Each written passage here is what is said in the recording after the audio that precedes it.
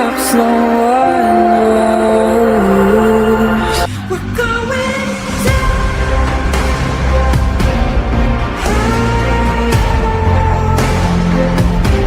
We're going down.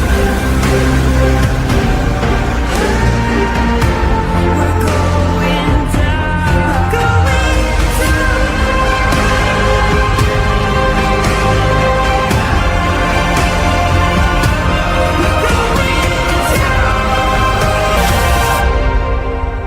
Do you dare to follow me down? Head into the unknown.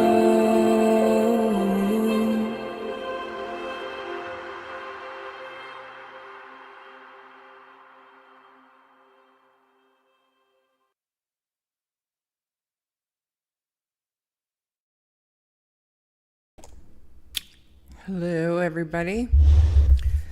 Let me know if you can hear me, and also if you can hear Melissa. Hi, Melissa.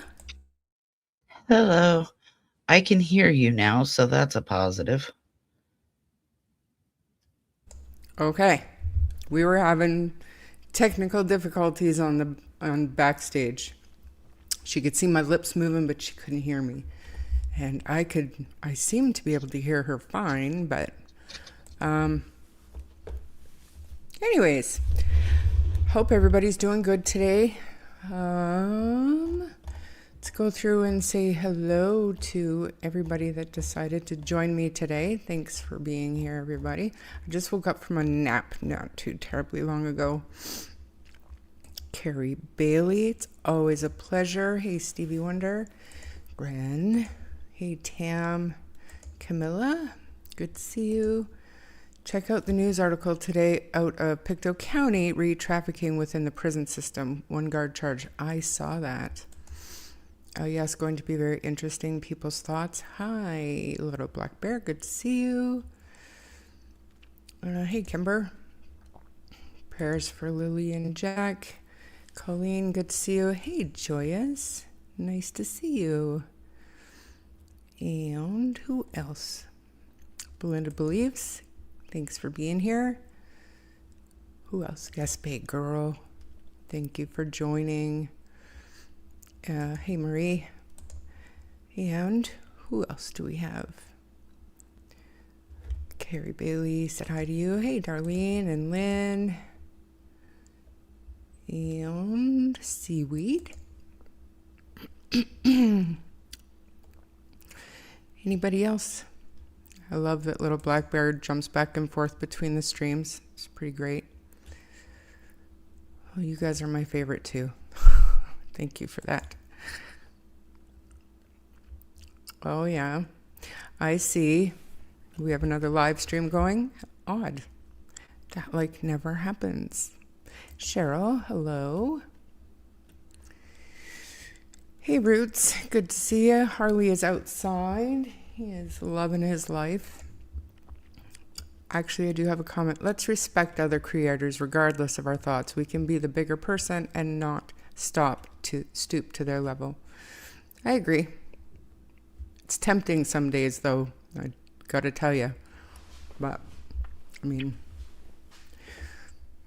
whatever. Lacey Frankie, thanks for coming today.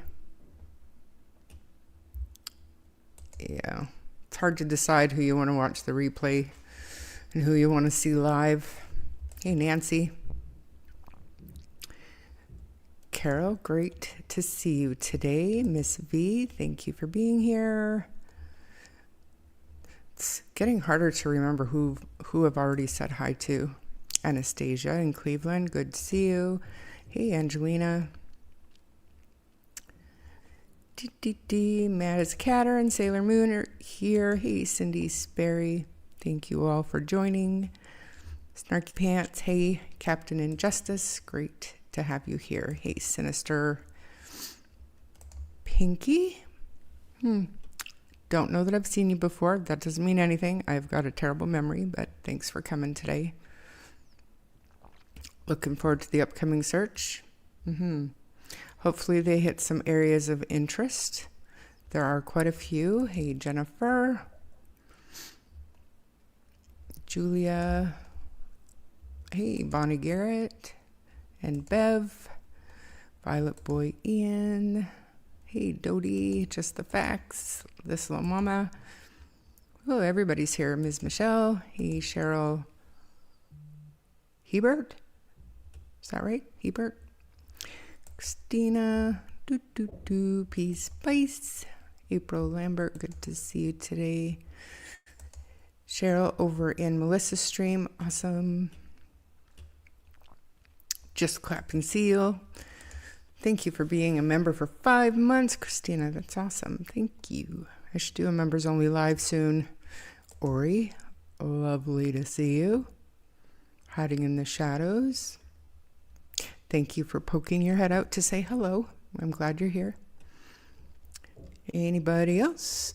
Oh, Kelly over in Melissa's stream. Good to see you. Hey, Nana, Little Mama, and Jessie D. Wow, it seems like a never-ending list today. Thank you, everybody, for being here. This is awesome. Hey, DA and Nova. Grey Wolf. Awesome to see you. Thank you for being here. And I think I've done it. Melissa, how are you doing today? I am feeling better than I was, but not that great either. I got out of the hospital this afternoon. I just want to say hello, everybody. Thank you for hopping back and forth between the streams. Hello, Miss Bell.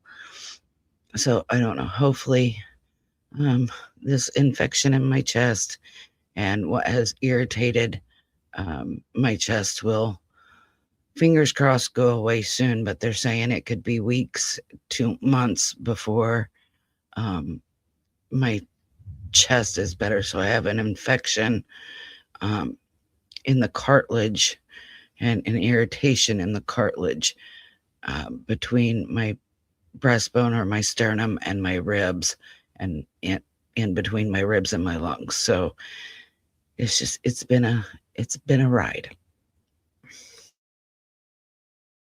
Wow, that sounds terrible. I hope you start feeling better soon. Hey, Lori Green, thanks for coming today. I appreciate you being here. And Darlene over in Melissa's chat. Yes, I hope, Melissa, I hope you start feeling better. That does sound like a lot. Yeah. So had quite a lot of comments over the past couple of days. A lot of, I guess, reaction to the Janie interview. And listening back to it, it was much different listening back than it was actually being live.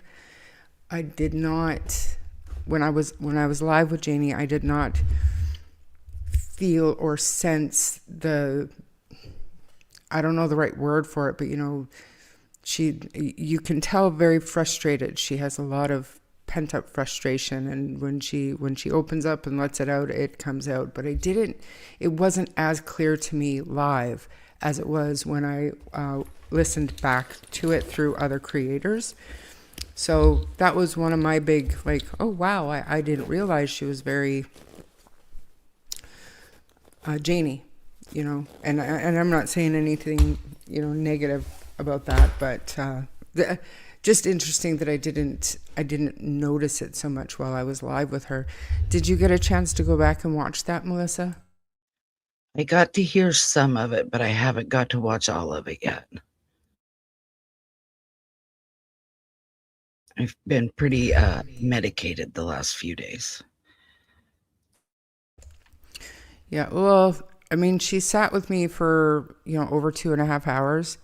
She answered every question that I had for her. But it was something that I didn't mention before or during the live stream is that I had a 3.5 hour conversation with Janie earlier that day. And she called me out on some of the things that I had said back in my sunny days. And, we talked through some things, and I did have some hard questions for her that she answered for me that I didn't ask again during the live stream. Having said that, as for the number of comments that were deleted and some people got blocked, I went back in and, none of the people that were actually blocked are regulars here. So, I don't know what to make of it. I don't get to see the comments that were deleted on the replay. So being that the people that ended up being blocked are not regulars here, I'm not going to unblock them just because I don't know what it is they said. However, there were a number of my moderators who were not available that day, and I wanted kind of all hands on deck. And I ended up giving a couple of new moderator wrenches out right before the live stream. So, my mods, they knocked it out of the park. I think they did a fantastic job. There were a lot of hard questions that I worded a certain way maybe, but Janie answered everything. Whether people think that she was being truthful or not, that's not up to me to decide. I know what I think, and I know what it caused me to go back and look at certain things, and we'll put a live stream together in the near future going over some of that stuff. But for the most part, the big takeaway for me was that we were able to hear Janie, like I said, uninterrupted. I didn't edit anything. The only thing that we did is we tried to keep the questions respectful, and that was the big thing. So, and I made a comment to somebody afterwards that came at me a little bit, was that, if you can't read the pinned message before you come into the chat room, and I can't remember what the pinned message said, but basically word your questions like an adult, be respectful, and you can ask anything you want.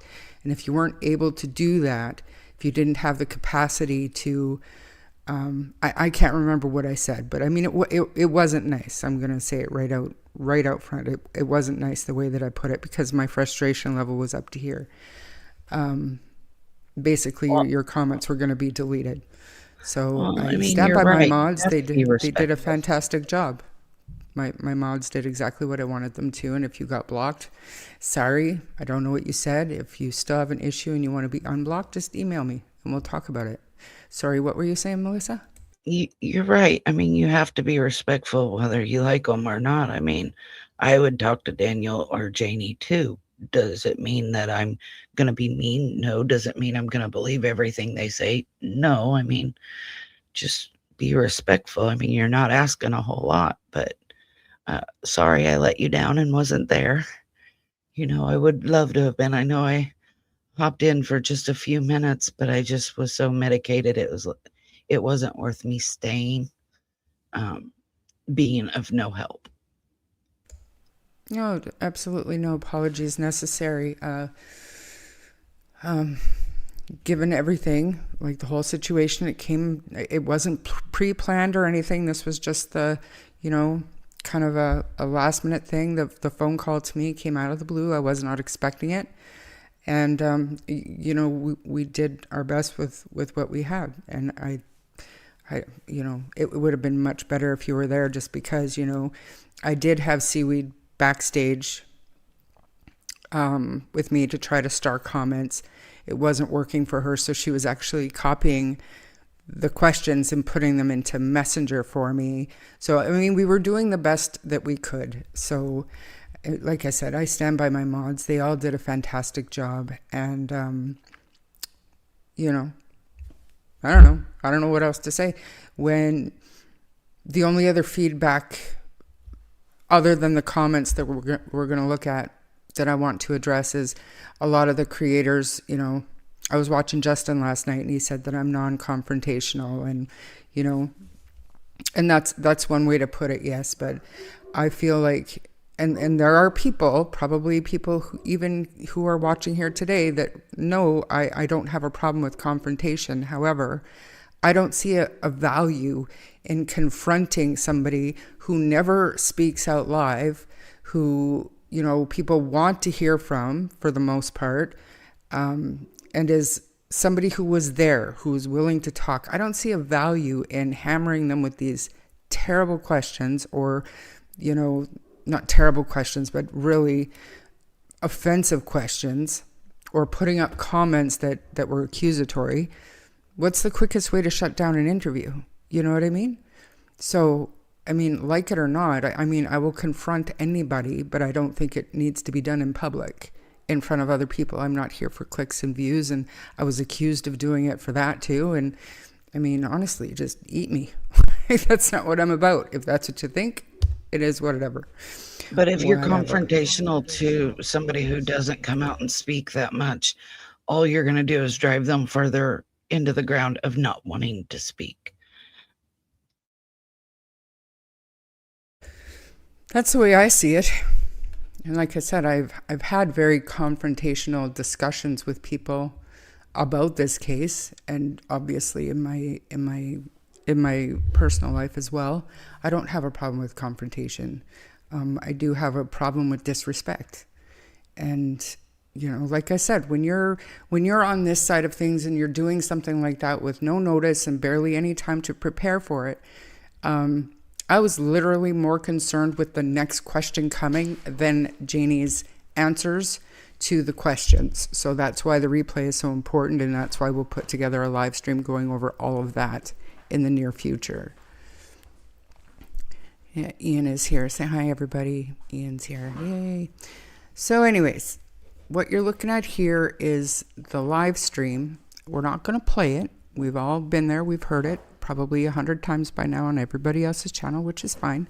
But just some of the comments. There's 182 comments. Obviously, we're not going to get through them all today. We have some good, some bad. And I thought it would be good to go through some of them, just randomly go through some of them. And we will, we'll talk about what people had to say. Don't worry, Ori, he's got his clothes on today. He's working on building the upstairs of the house. So he's fully dressed, thankfully, today. Everybody's saying hi, Ian. Hello. All right.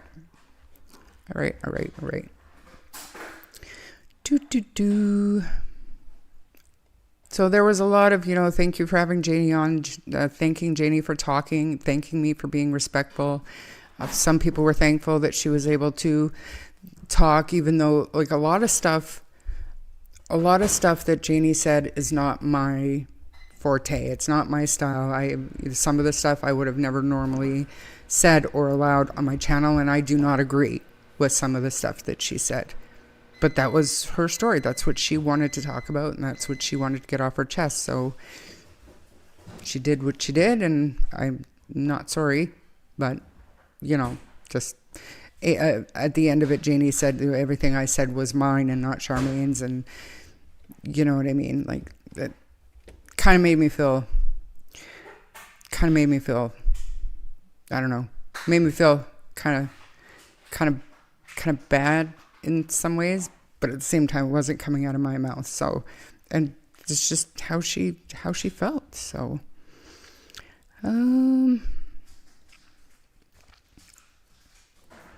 Okay, so the whole place was unfit for kids. The fact they don't see that says something. This one kind of resonated with me because I did ask Janie about the condition of her property, like if she was not happy with the condition of the property, because we did see satellite photos from before Daniel and Malia moved in there, and it seemed to be a lot cleaner and less cluttered back then. And it sounded to me like she kind of took offense to that, but I mean, she said they played out there. It was safe for kids, and I think that's something that we can agree to disagree on. But I mean, if they never got hurt out there,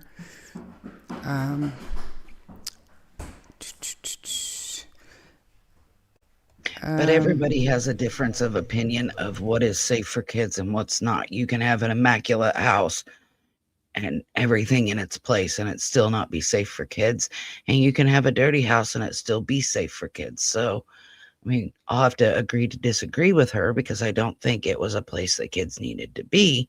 But at the same time, none of the issues that we are hearing come from it being a bad place. It comes from other issues.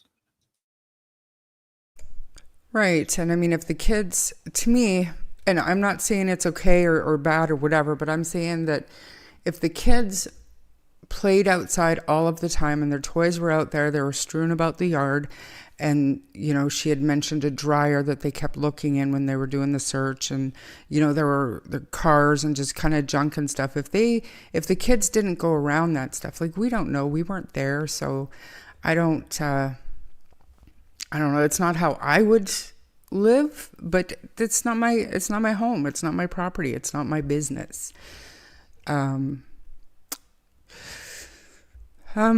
Honestly, Seaweed, I do agree with Mike DeMann when he says there's not his truth or her truth, there's the truth. But telling the truth from her perspective and her memory, I think that's what you mean by her truth.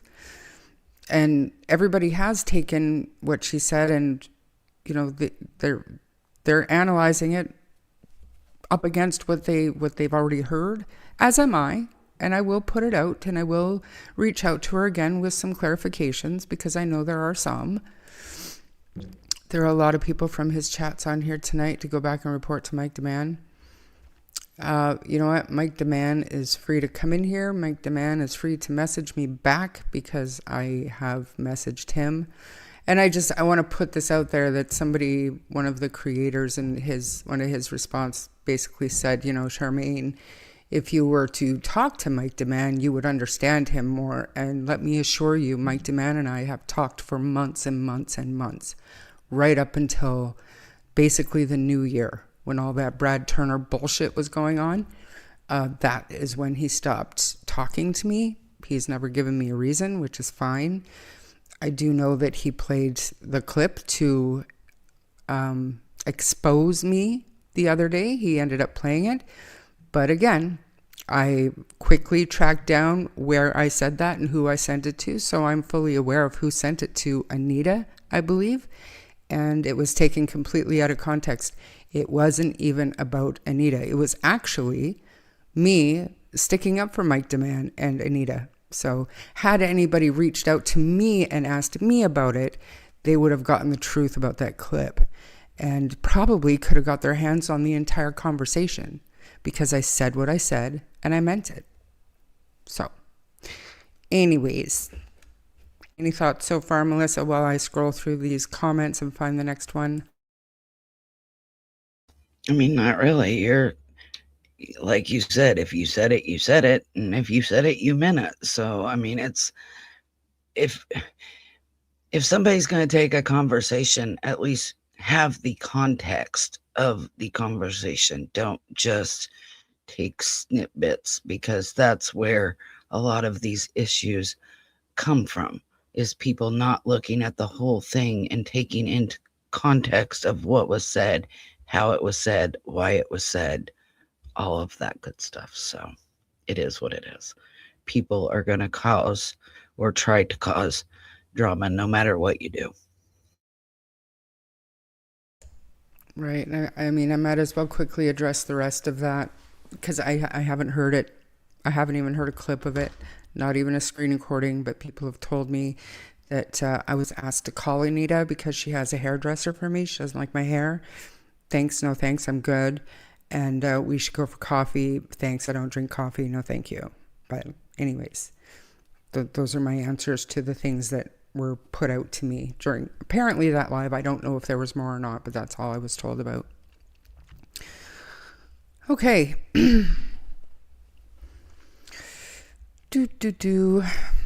I wanted to kind of hit some of the negative ones.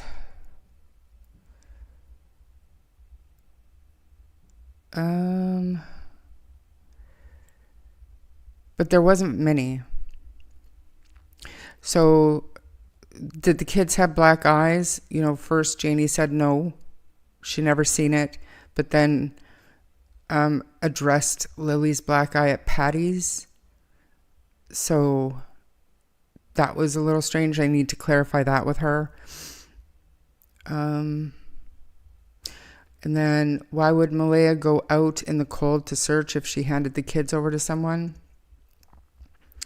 And again, I wonder what she's looking for, if they truly believe the kids are alive. So that was one that I don't know.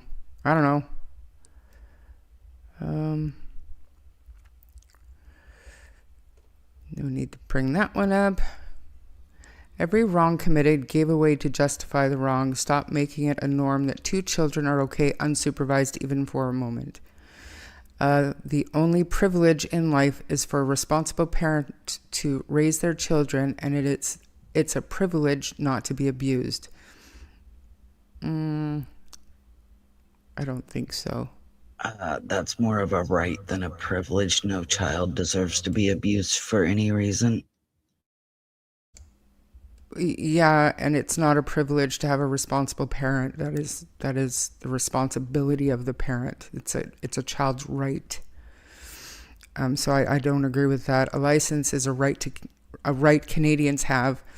I can only say all of these parents with locks on fridges need to wake up earlier and watch their kids, because they'll be next to walk out of your home and down the road. Fair enough. And I feel like there's so when my kids were younger, I did have locks on the fridge, but it was simply because they would open it up and just take shit out of the fridge. It wasn't a matter of keeping them from getting food. But then again, I never had these problems when my children were young. I was up with them. They ate probably too much, but you know what I mean? I didn't want them, dropping jars and stuff on them. It was a safety measure. It wasn't to keep them from eating. So I don't know. I don't know how I feel about people feeling some sort of way about that. I can get where somebody would say that, as far as you think the kids aren't eating, and I can see where people would think that's being restrictive. But, when little kids are starting to crawl or starting to walk, if you've got a child that's just starting to pull up on things. Now, I don't remember having locks on my fridge. I had them on the cabinet doors and the drawers. But if you've got a child that's just pulling up on things and learning to walk, if they go to pull up on the fridge and they open it and they smack themselves, or they get their foot caught underneath it, or they get hurt, like, I can see where it would be a safety issue, not a you don't want them to eat issue. But I can also see where people would say, well, you're restricting them from getting in. I can see both sides, but I think, again, it comes back to context. Why were there locks on it? Were the locks accessible to the kids? Were they within reaching distance of the kids? Was it up high enough that a toddler isn't going to get in there and leave the fridge open and have food spoil, or drop things, drop a jar, break it, get cut on it? Context is important. Very much so. Very much so. And I've always been, I'm the mom that has like the big thing of ketchup and the big jars of pickles and stuff. And they would literally open up the drawers and take all the fruit and vegetables out, or, just kind of bring stuff forward to try to, if they wanted a pickle, they would try to grab that big heavy jar. It was a safety thing. Okay. This next one from Holly Jolly. Janie has no right to ask Malaya questions, and giving an abuser more screen time is enablement and extending abuse. I know exactly what kind of passive-aggressive seesaw you are. I survived. I will not sit here and pretend anyone jumping on this shouldn't be ashamed for supporting a pathological deceiver. Questioning people searching on the ground, you have no right to question. Cry for them to do more than cry when they do. Holly Jolly, is this directed at me? Are you calling me an enabler of an abuser? Giving an abuser more screen time? Is that seriously what you took away from that 2.5 hours? Because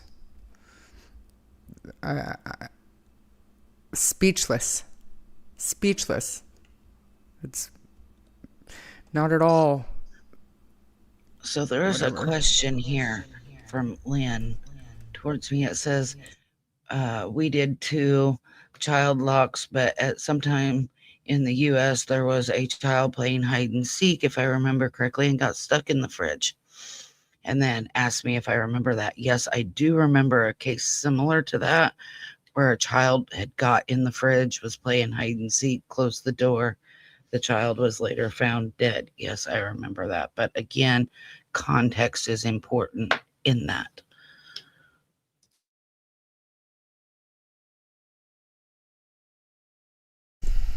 Then you've got Chicken Whisperer. I see people biting their tongues and letting her speak without attacking her. Keep as many people talking as possible.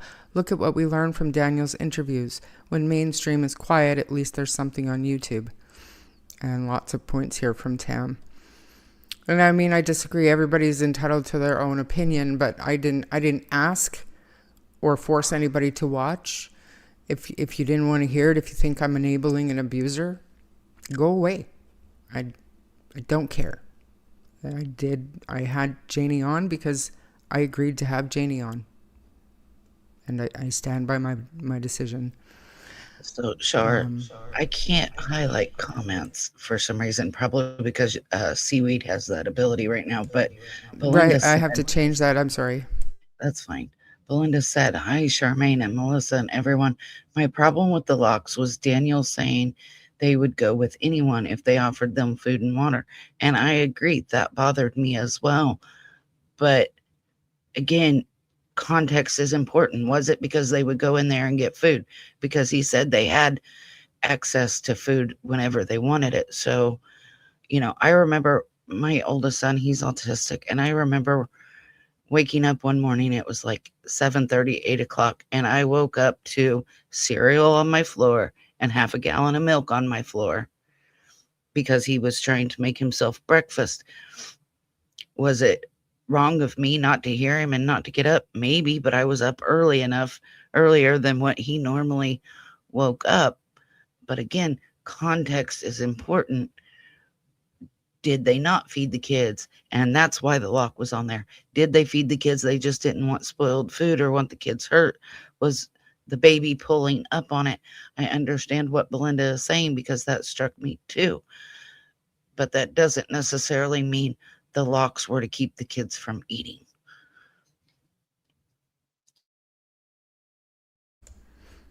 Yeah. Yeah, everybody's kind of talking about that as well, and I agree. And like I said, in the live stream that we dedicate to this, we'll dig in. We'll maybe pull that up and, we'll talk about it. So then I have to disagree on the dog issue, not saying it was dog related, but point is a dog can still attack if it's slow moving or barely walking, depends on how close one is to the dog. Fair. But now I can't remember if she said it during the live stream or not, but sometime during that day, because a 3.5 hour phone call before and then a 2.5 hour live stream, that's like 6 hours. Sometime in that 6 hour conversation, I had asked her about Justin's dog, and she said that Justin's dog hadn't been to the Gairloch Road property in years. She gave a specific number.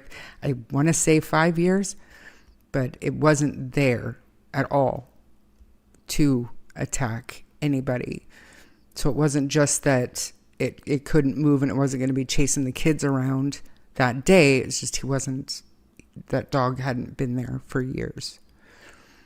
Yeah, and Holly Jolly coming in again with the oh so helpful comments about beating a dead horse. Pot kettle at this point. I thought you mentioned you never gone over to the place you gave Daniel and Malaya to stay in. That's actually another thing that I wanted to talk about when we do the live stream, because it resonates in my head and it always repeats in my head. What goes on over there is none of my business. I keep to myself. They give me my privacy, I give them my privacy, or they give me my privacy, I give them their privacy. But she had told me that she can hear, like even if Daniel's on the phone, she can't make out words, but she knows he's on the phone. She can hear him yammering away. So, if there was something going on, she would have heard it. And that was kind of her argument back to me, that she didn't hear anything. She never heard anything. So,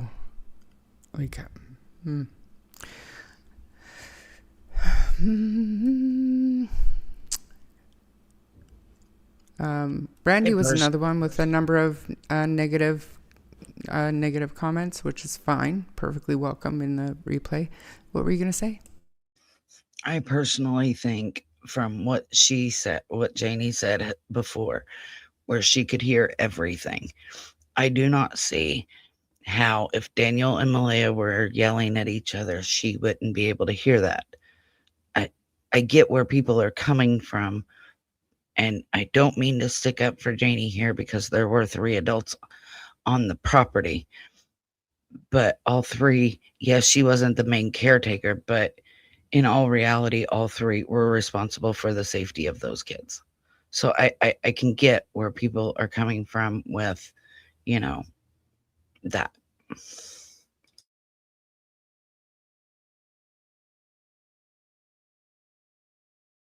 Sorry, thought I was muted. So I don't know if I want to read it.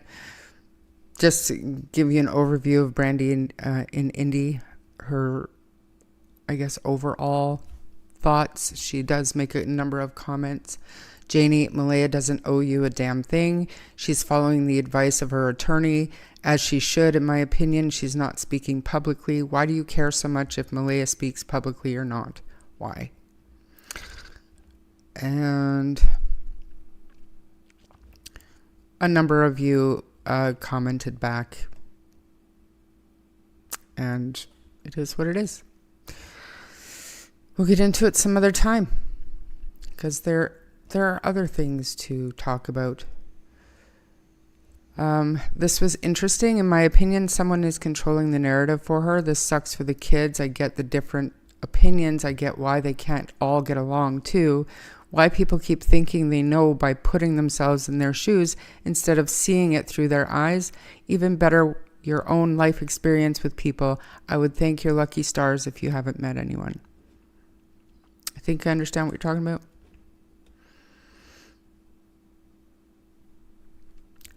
Listen very carefully to who is heard in the background in certain moments. That's who. I hear every time she speaks to the public, either text answers or sitting just across. Smokers take breaks, so I imagine I missed a few leaks.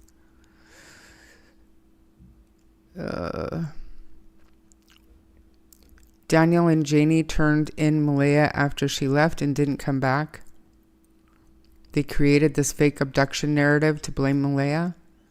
Now, why would they do that?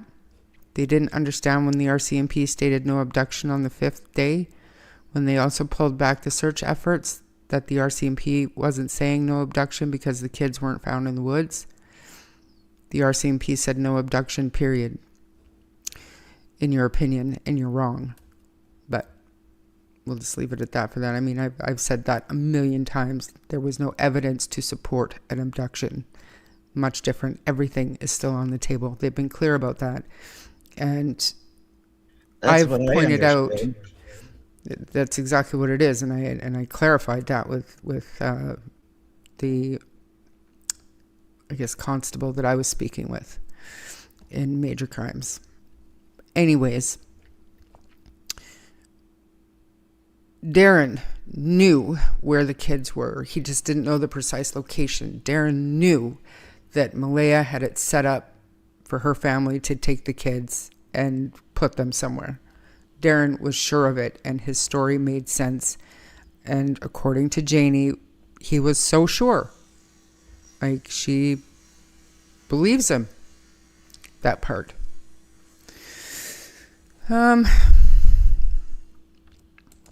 Fair enough. Yeah, fair enough. And same.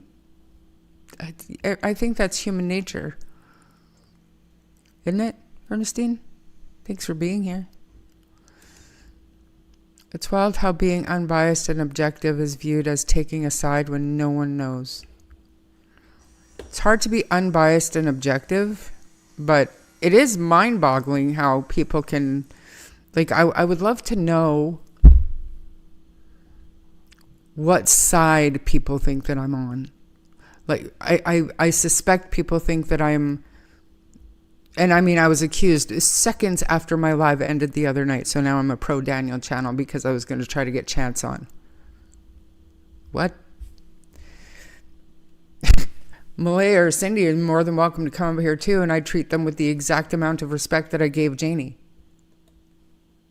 I wasn't there. I don't know what happened. It makes no sense to me. None of us were there. Right? Like, it makes no sense to me. Why are we... I can't even say it. So anyways, what are your thoughts? Like, how much of it did you actually get to watch, Melissa? I think I maybe caught about 10 minutes of it, to be honest. I've got to go back now that I'm out of the hospital and try to rewatch it, but I've got to do it when I've got somewhat of a clear head. And being quite medicated, it was not something I was going to be able to listen to and take in. So like I said, about 10 minutes total. I feel bad that I'm really out of touch with it right now, but I had to put myself first. You absolutely do. Thank you, Joyous. I have my own opinions. Are they correct? Beats me. I did want to hear Janie. If she is totally innocent and knowing anything, I'd be furious too. I'm waiting for the RCMP. Yeah. And I just wish, Joyous, that the things that we catch that are inconsistent and we're able to point it out to them. I understand how they're so defensive about it. But if it's true, it should be easy to clear these things up to, oh, well, I misspoke or I was mistaken or anything like that, and just tell us flat out what that one discrepancy actually is. Do you know what I mean? If we're able to pinpoint examples without being an asshole about it and just say, hey, Janie, look, here's what you said back in July. Here's what Durwood said you said. This is what Belinda remembers you said.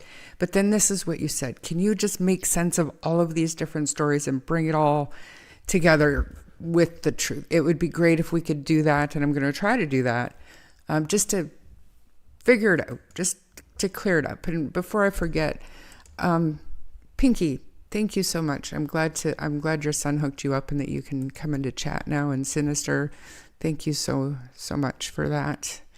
And Stevie Wonder, thank you for becoming a new member. I appreciate you. I did see them, but I don't know what I was doing. My bad. But whether or not Janie is telling the full truth, none of us know. But the point is, we want somebody, and no offense to Belinda or Chelsea here, we want somebody to come forward, and we want somebody to talk, and we want this information. And as much as Belinda and Chelsea have been gracious enough to give us what information they have, they weren't there that morning. Janie was. So whether or not what she says is true or not true, it's from her point of view. It's how she feels, whatever. The fact of the matter is, we need to listen to everybody because none of us were there. None of us know the full truth. And her talking, or Daniel talking, or Malaya talking, or Belinda or Chelsea, we take it in because those are the people that knew the kids, knew the situations, and we can glean insight from what they say. But I've said it before on a stream, we have to take what people say and run it through our own, how much credit do we give these people? And I can understand people not giving Janie a whole lot of credit. I can. But the fact is, she is willing to come out and speak, just like Belinda and Chelsea. Whereas you've got other people, Malaya and others, hiding behind whatever it is and not wanting to talk. Take it with a grain of salt, listen to it. And if she contradicts herself, she contradicts herself. I've caught her in several contradictions. That doesn't mean I'm going to be mean to her. I might have some follow-up questions, like you said. Well, this is what you're saying now. This is what you said then. Can you maybe clarify?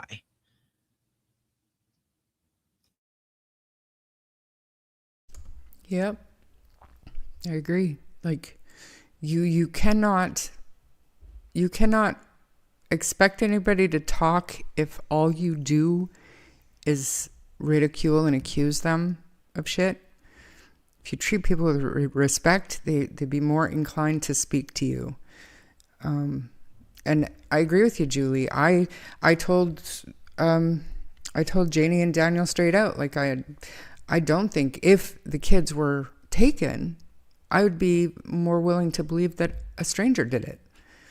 And I know how, remote that road is. I know what the chances are, slim to none. But to me, the chances of Malaya having the kids hidden somewhere are even less likely. And especially, like you say, no one would risk a prison term hiding kids in a high-profile case, especially at this point, even a month in, 2 months in. Anytime after Malaya was able to successfully get away from Daniel and she felt safe, Daniel didn't have a legal right to Jack and Lily. There was absolutely no reason to continue the charade. And I just, thinking that she's got herself in too deep and she doesn't know how to get out, I think is naive. I do. And, I told them that. I think I lean towards a stranger if they were abducted, for sure. I'm with you there. If the choices are they were abducted by a stranger or Malaya had them hidden, being abducted by a stranger, however remote that possibility is of being slim, it's never zero. Until the kids are found, it's never zero. And I would place that above Malaya having the kids hidden. Yep, that's right. CJTL. What I took, Shar, from Janie's interview revealed a profoundly traumatic experience that she has been through and still going through. I believe she cares and wants to know what happened.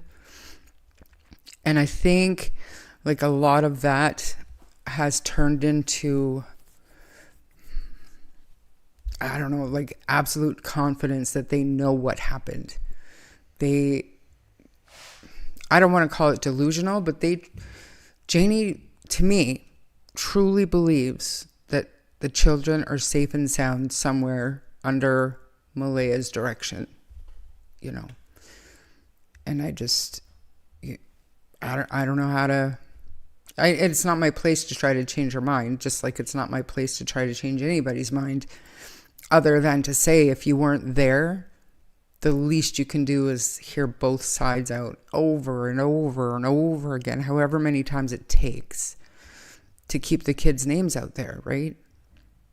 At least we're not attacking each other. At least we're not looking for bullshit to start drama over here. At least Janie gave us 3.5 hours of conversation that we can spend some time going over and talking about. Biggest takeaway, Janie is not a wordsmith. No offense. I think she knows.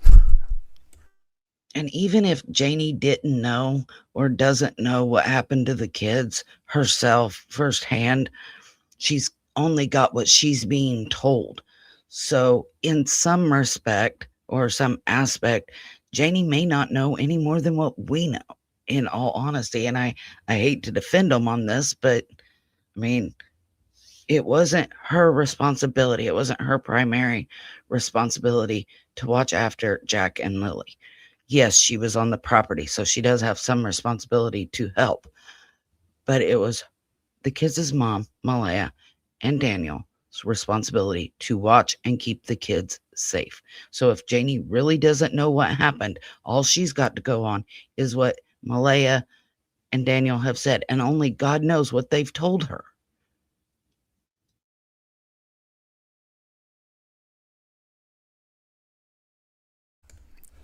Again, I'm sorry. I lose my mute button. I'm hoping when I get my triple screen splitter, it'll be much easier, because then I can have things on like right in front of my face instead of having to go over here and then go over here. It'll be much better, I think. Or it might be worse, and I'll have a whole nother screen to deal with. Anyways. Then you'll be like me and lose your mouse all the time. I do that anyway. I agree, Charmaine. I tried to watch the Athena Strand trial. Oof. Yes. And how weird is that? Like, he literally had...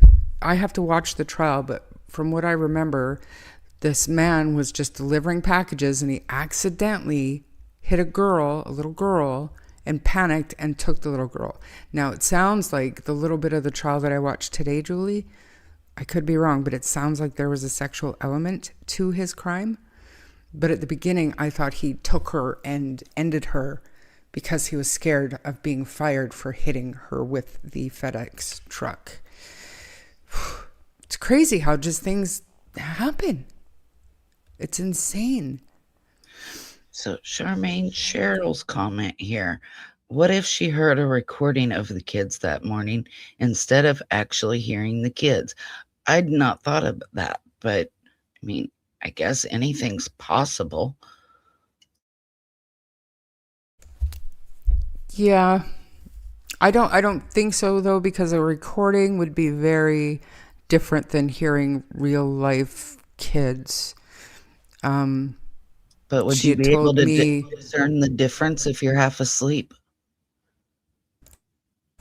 Well, she told me that she heard them, because I asked, like, did they say anything? Did you hear words, or like what exactly was it that you heard? And she said she just heard laughing, and they were talking, but she couldn't make out the words, but she heard the laughing, and you would think, like, I think I would be able to tell the difference between, mind you, sometimes, like, I think it was yesterday, I just had the replay on, and Ian walked in the door just at the right time when I said something on the live stream that I was watching, and he thought I was talking to him. So, good question, I guess. Never thought of that. But my question still remains, if Malaya said the kids got up between 8 and 8:30, and she was up at 8:28 calling her mom from the bedroom window, probably, because she didn't see the kids that morning. She said she did not see the kids. She heard them playing in the room next to us. So that means she didn't go out to the kitchen to make that phone call. She had to have made it from the master bedroom. But then Janie talked to Ron at 8:48, 20 minutes later, and Janie heard the kids sometime after that.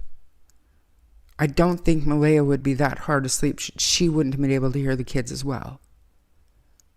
Because not only is that bedroom window, it's further back, yes, but there's no wood blocking it. And there's a clear line of sight to the grassy area where the swings are and the chickens and all that stuff. It doesn't make sense to me.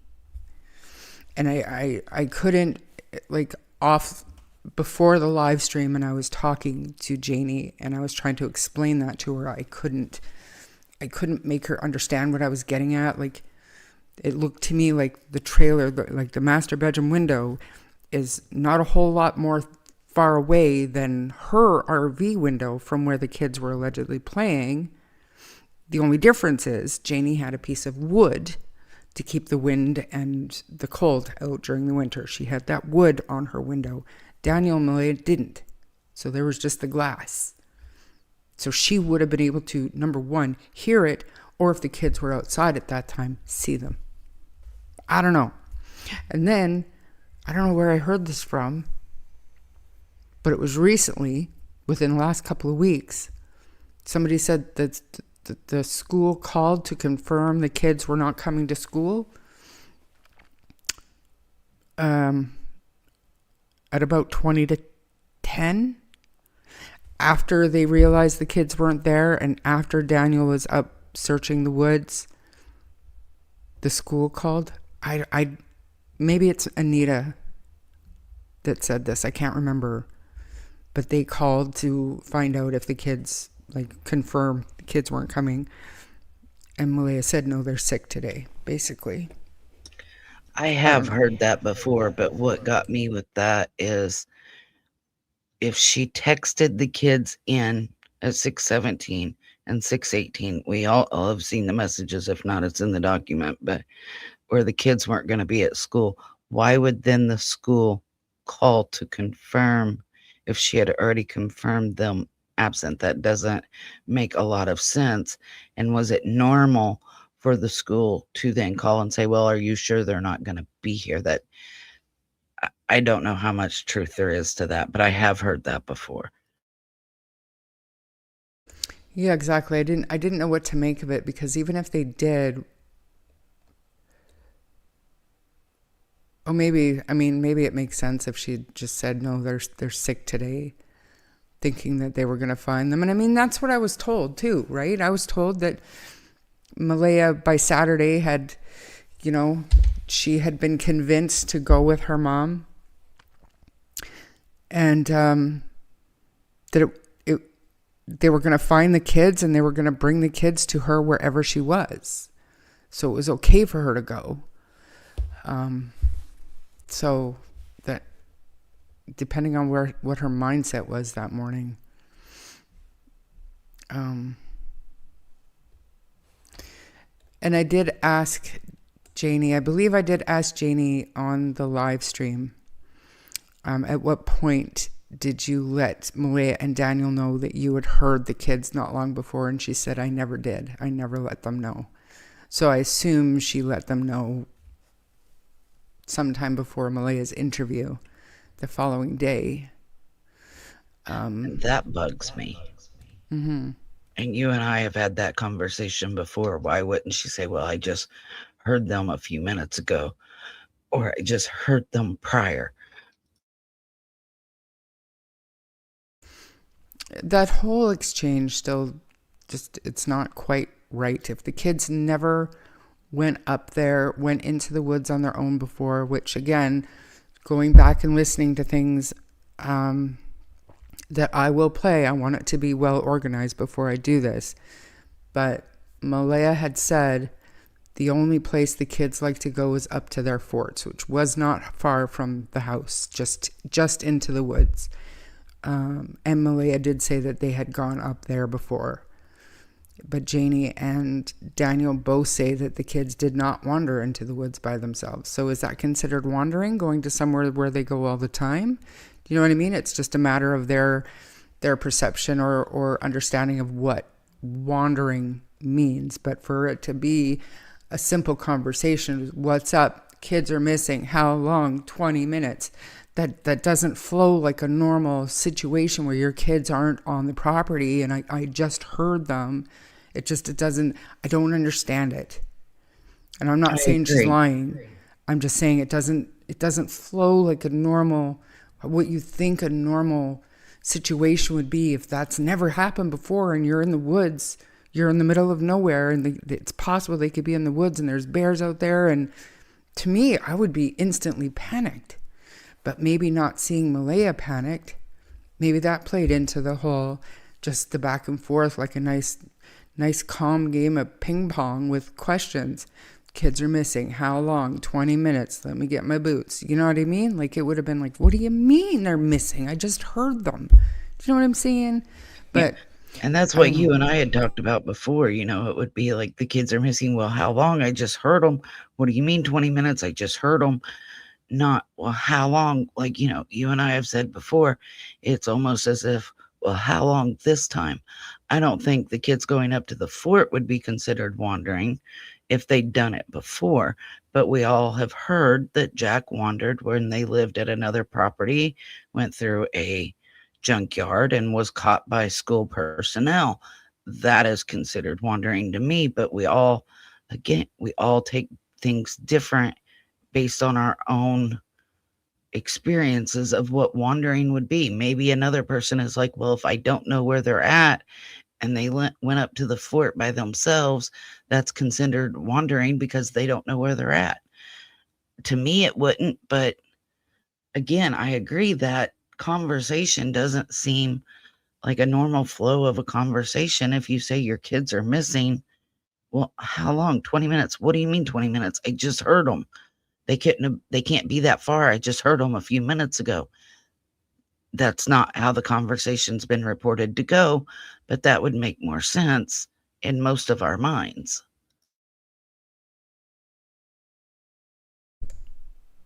I feel like Malea's call at 8:28 to Cindy and Janie's call at 8:48 was to say the kids were missing. The call to 911 was in fact delayed. Yeah, I don't know. There was never anything mentioned.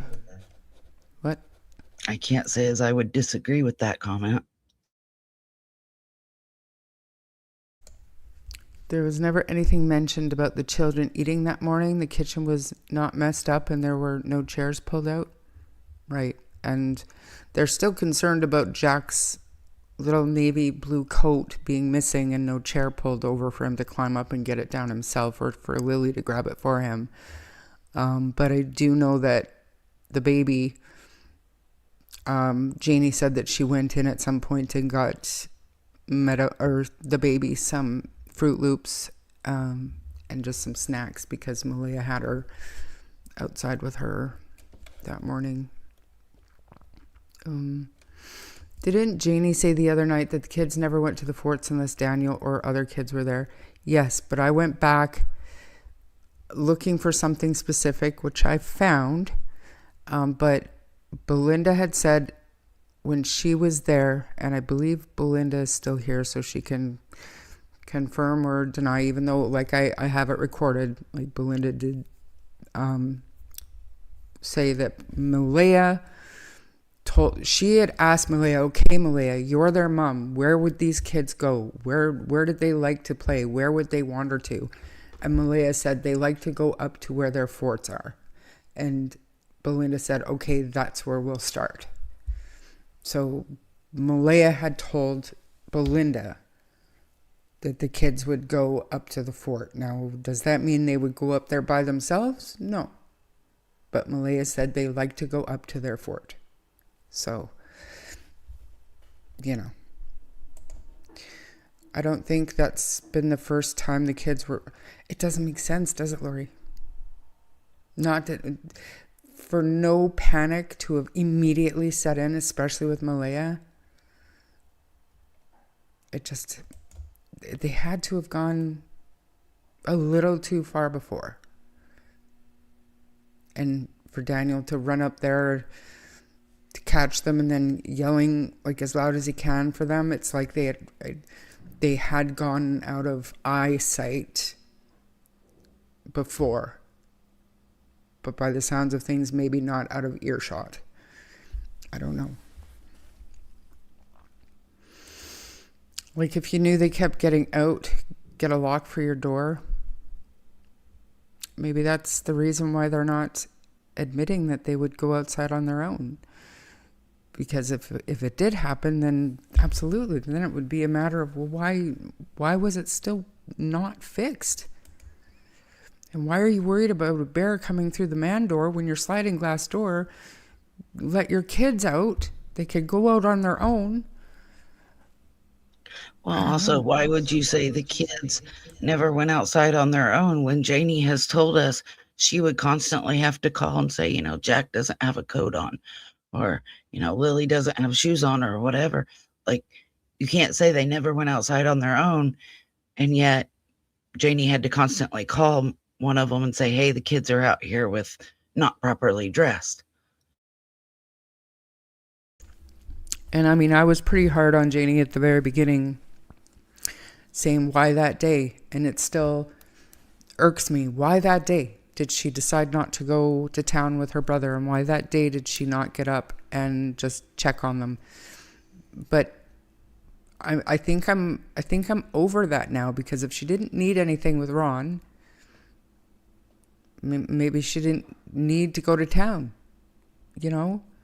And why that day? Maybe she was fed up with having to constantly tell them that the kids are outside. Nothing terrible had happened up till then. So everybody makes mistakes. And if you're able to have a little bit of empathy and put yourself in those shoes and imagine how you would feel if the day you chose to not get up and look out at them is the day they went missing.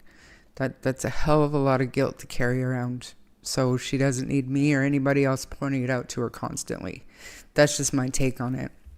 I agree. I mean, she has to have, in my opinion, if I were her, I would think that she has to have some sort of guilt similar to a survivor's guilt of, I didn't get up and check. If I would have got up and checked, and I don't mean to stick up for Janie, but I mean, there's things we don't know. Maybe she was tired of having to do it. Maybe that's why she didn't. Maybe she was just too tired herself. We don't know. But again, it wasn't her primary responsibility to keep the kids safe. It was mom and stepdad's responsibility. Right. And she did tell me that she does feel guilt. Obviously, absolutely.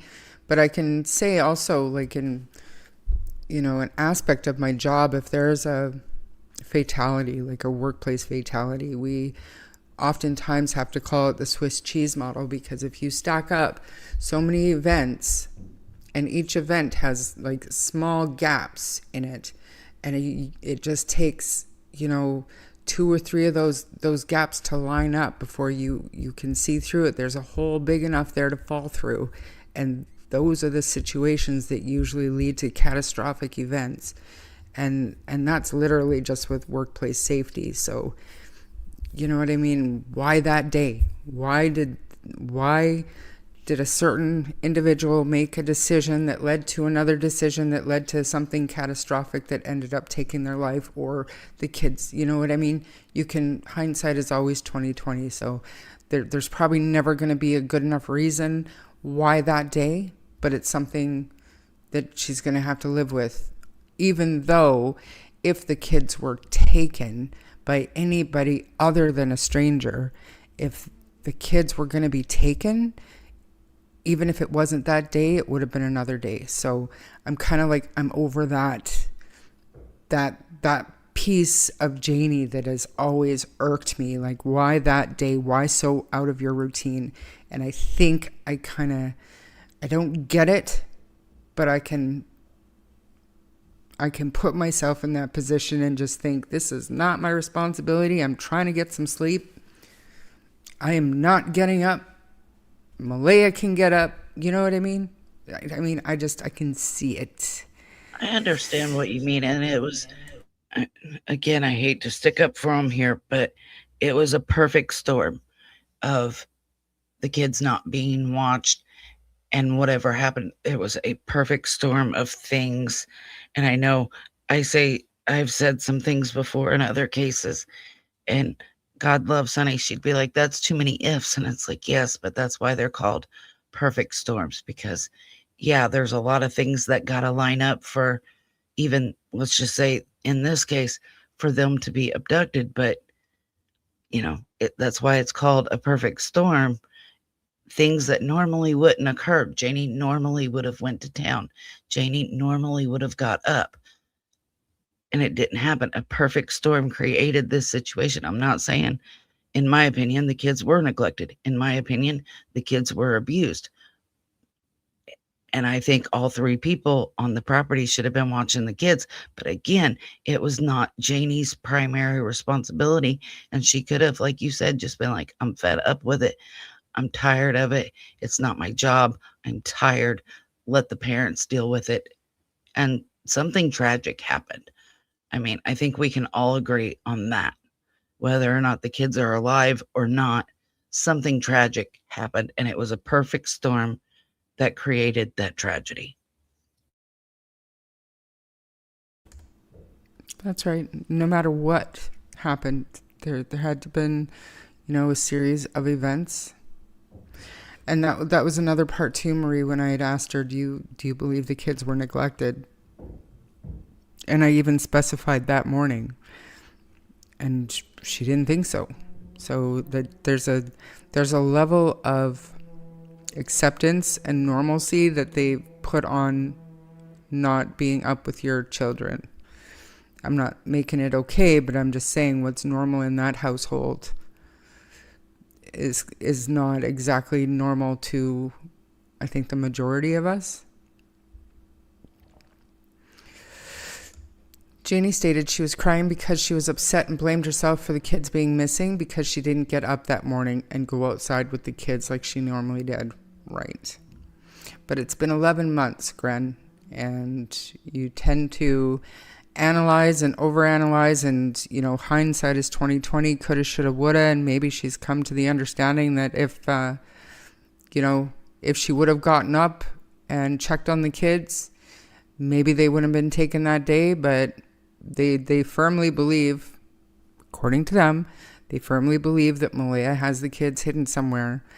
So if they truly, truly believe that, then they truly, truly believe it wasn't that day, it would have been another day. So, I don't know. Seaweed, I hope so. I have hope. Nobody wants to admit neglect. It's easy to say because your children have been missing for 11 months. I think it would do a world of good to come out and admit, I fucked up. Like, how can you deny it at this point? For any of them. It was a situation that never should have been. I don't know. I don't know.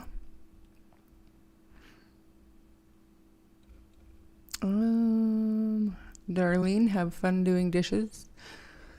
There's more agencies involved than just Pictou. There's departments from across Canada helping investigate. Have faith. Yes, the Nova Scotia major crimes, New Brunswick major crimes, and the Ontario Provincial Police. They're all in on the investigation. And that's where I stumble and fall, to think that any of them have outsmarted and have been so cunning as to get the kids off the property and not leave a single trace for almost a complete year. It doesn't make sense. I don't think. What do you think, Melissa? Is it possible that they just lucked out and managed to hide every single trace of the children? I don't know at this point. Whether the kids walked in the woods, there's no evidence. Whether the kids were abducted, there's no evidence. Like, we aren't talking rocket scientists here, okay? I just don't know how I feel. It doesn't make any sense. I feel like if they walked in the woods, there would be evidence. If they were kidnapped, there would be evidence, and there just is none. And that bugs me because there's no evidence either which way for any of it. It just doesn't make sense to me. This whole case does not make sense to me, and we're almost a year in, and we can't make heads or tails of it.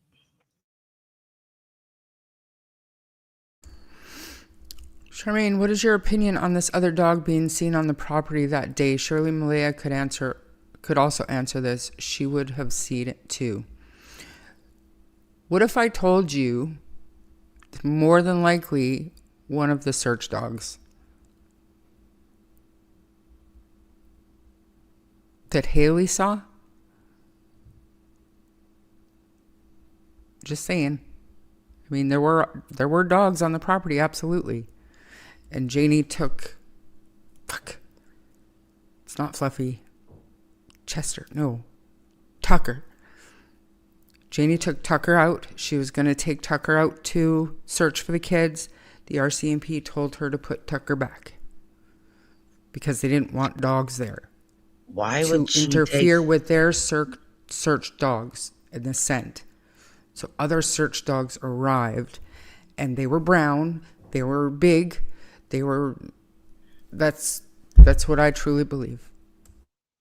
But why would she take Tucker to go search for kids when Tucker didn't like the kids? I don't think it was a matter of Tucker not liking the kids. I think it was more about the energy, like the kids' energy disturbed the dog. So it wasn't that dogs love everybody, but I think it was probably more about like her taking the dog to go search. It was probably more about Tucker knowing the kid's sense. And I mean, I don't know. I mean, the bottom line is she wasn't allowed to do it. She was told to put her dog back in so that Tucker didn't interfere with the scent for the scent dogs. I don't know. That's just my take.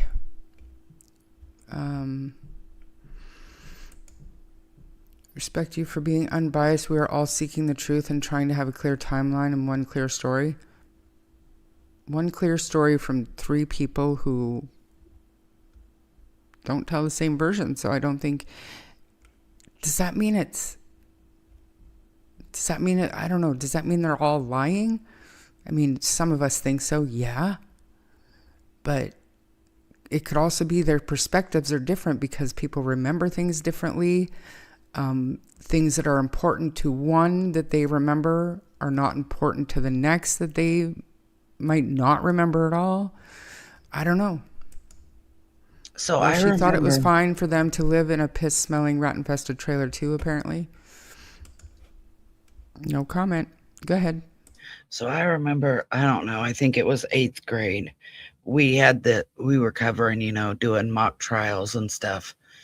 And so the teacher set up, essentially somebody would come into our classroom and, have a pew, and we had to, that person would come in, then would leave.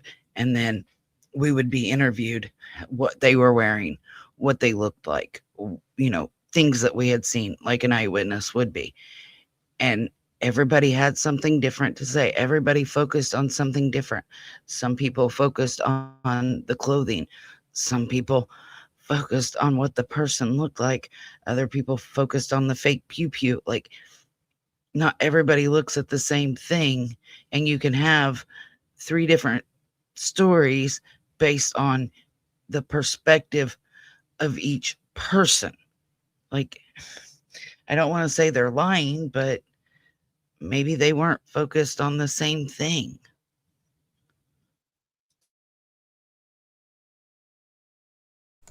That's exactly it. So one comment here, it says from Ernestine Oakley says, it's great to speak, Melissa, but how much is she covering up? None of us know that answer. Honestly, if you want an honest answer, none of us know that. And then she said, is she speaking out now because of guilt? Maybe she's just speaking out because she's tired of the assumptions, or tired of being accused, or just wants somebody to listen to her perspective and her version of what happened. I don't know. I can't answer. But again, none of us were there. So every bit of information we can glean, whether it's Janie or Belinda or Chelsea or Daniel, any of them that have spoken, that's all we can do is take that information, match it up against facts that we know, and see if we can make heads or tails. Are any of us going to be the ones to solve this? 99.9% of that would be a no. That doesn't mean we can't speculate and try to figure it out, but it's just that speculation because we weren't there. I'm going to get you to continue with chat. I gotta go get Harley. 1 sec. Okay. So I will go back up here and see where she was at, guys. And I know I sound horrible. I'm sorry. Maybe she would feel guilty because she didn't do anything about the neglect, says Little Mama. Very possible. Very possible. And Charmaine is probably one of the most unbiased. Belinda, can you confirm if Janie told you she was filling potholes? I heard a recording of you saying Janie told you that. I don't know if I have that. I think I have the screenshots where she said she wasn't raking, and then she was, and then she was raking to fill potholes or for the pool or something. I'll have to try to find that for sure. This little mama says Malaya was up early enough to call them in sick from school and call her mom 2 hours later, but not once did she check on her kids. How's she know they were still sick if she didn't even see them or feed them? I've asked that same question myself more than once. All right, I'm turning it back over to you so I can catch breath. Yeah, I apologize. This is false alarm. He was just fine. He was absolutely fine. So too many discrepancies. Even now, like that's the benefit of listening to Janie or Daniel. Can't listen to Malaya. Hopefully she's getting some trust built up with the other one there, but that's the benefit of re-listening to everybody, because now we can go back and listen to everything that was said and see what doesn't jive, and we can ask for those clarifications without calling them liars. Just saying, hey, but look, 9 months ago you said this, and then it was backed up here, or this was a discrepancy, and now the other day you said that. It could be a matter of just remembering things differently or forgetting things. You know what I mean? Looking back and realizing that it wasn't my responsibility. Like, that's a different story than we heard about when Belinda saw her basically crying uncontrollably because she blamed herself. Now she's come to realize that, wait a minute, it wasn't my responsibility to get up and constantly check on these children. That is the mother's responsibility. You know what I mean? That's just how time affects your memory and affects your brain, I guess, and reflects the way you think. To me, anyway. That is what she said to you on the phone, right? And I mean, I have questions for you, but like I said, I'm going to lay it out in an organized fashion. Yeah, right. I'm going to try, though. I'm going to try. It'll be fun anyway. Yeah, Melissa is not feeling well. She's better than she was, so she's here today. So, yes, Deborah, I have infection and irritation between my sternum and my ribs and my lungs and my ribs. So I'm doing my best. I'm fresh out of the hospital and trying to be here.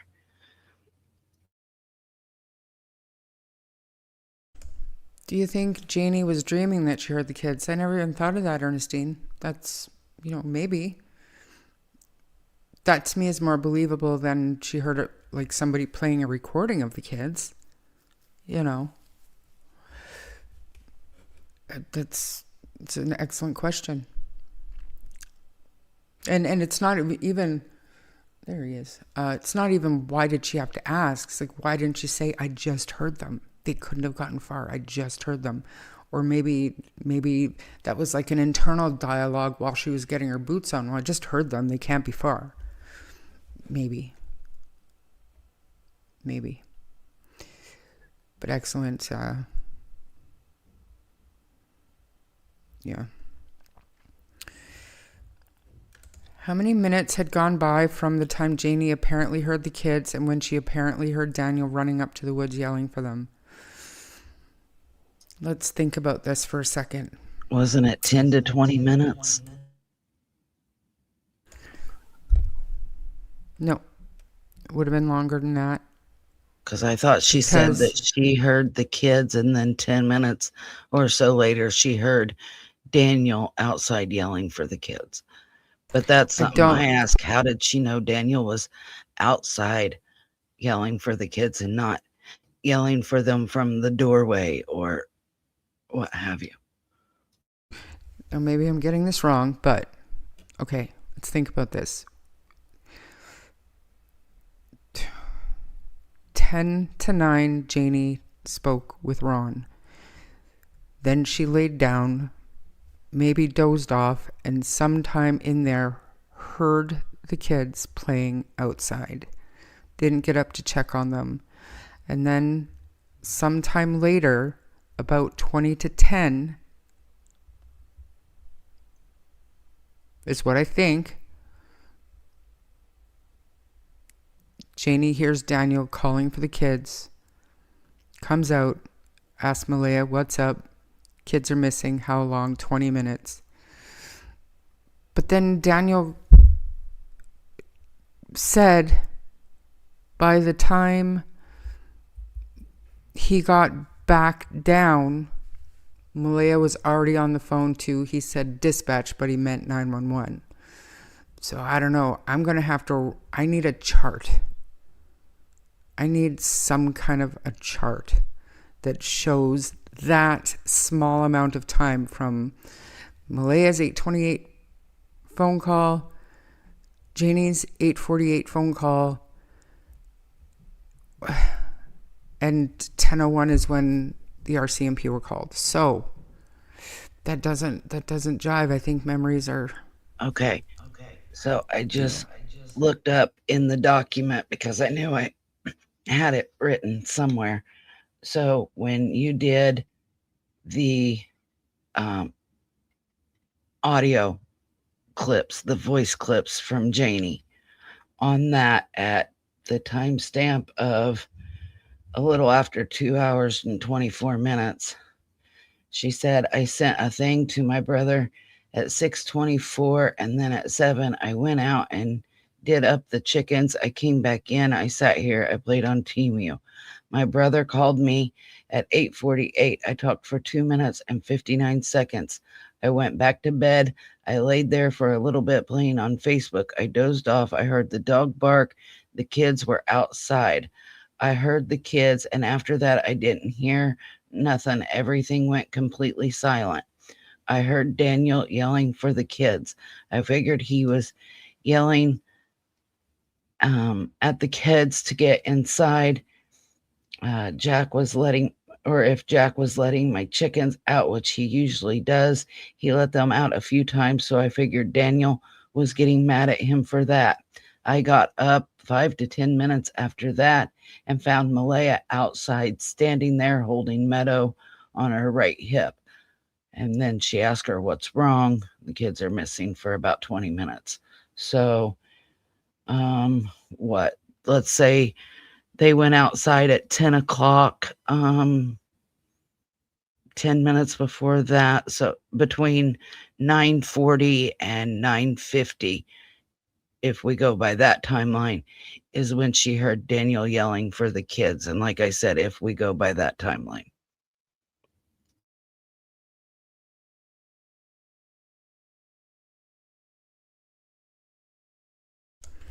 okay. Thank you for that.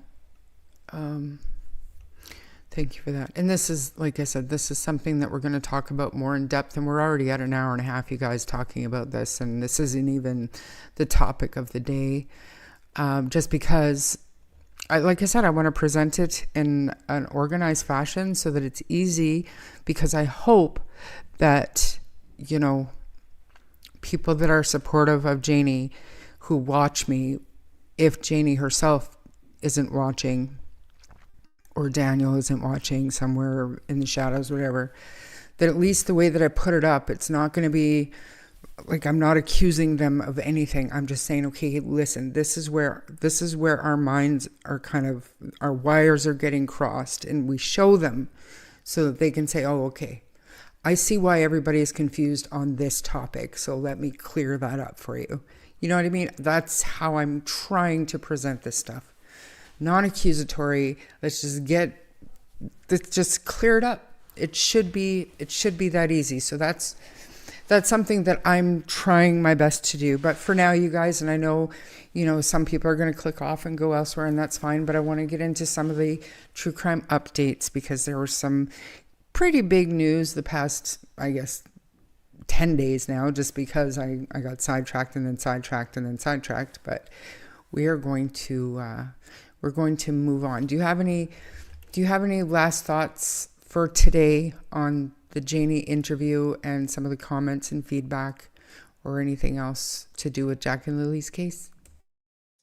I just appreciate that you gave her the space or time to give her story, I guess, her thoughts on. I'm going to have to go back and listen, and I'm sorry I'm not up to date on all of it. Like I normally am. I'm not on it. It's totally understandable. Totally understandable. So you guys, we have a few. I'm going to do I've got them all on the same, drat. I have to reshare because I didn't share my audio before. And I do have a couple of not long videos because they're actual episodes from Ashley Banfield and Defense Diaries, but just portions of them, small portions that I want to play to talk about some of the cases that we're going to hit on today. But for now, who here heard about Ted Bundy the last week, I think? I did hear they found a new victim. So, okay, just for clarity, this is not a new victim. And I remember, and I believe I even mentioned her name in my podcast as one of the victims that Ted Bundy, right before his execution, confessed to killing. However, he was never proven, I guess, to be the murderer until this past week. And the reason for that, I believe, is because there was a family member whose alibi didn't check out, and that was the person that law enforcement was leaning towards. They just couldn't get enough evidence to take it to trial. So nobody was ever charged. But the police in 1974 were smart enough and had the forethought enough to preserve forensic evidence, swabs taken off of her body, that they were able to test it. And when they reopened this case in 2023 and sent it to the lab, they were able to test it, get a full profile, enter it into CODIS, and by 2026 came back as a match to Ted Bundy. And her name is Laura Ann Amy. She went missing on Halloween in 1974. She was found dead a few weeks later. Her case sat cold for over 50 years until Ted Bundy was linked to her murder on April 1st. So just not very long ago. Dozens of women and girls between 74 and 78. I think it's a lot more than dozens of girls. Confessed to dozens. But, yep. Yeah, so that's pretty crazy. But she fits the profile. Go ahead. It's amazing that they had the foresight, like you said, to preserve that.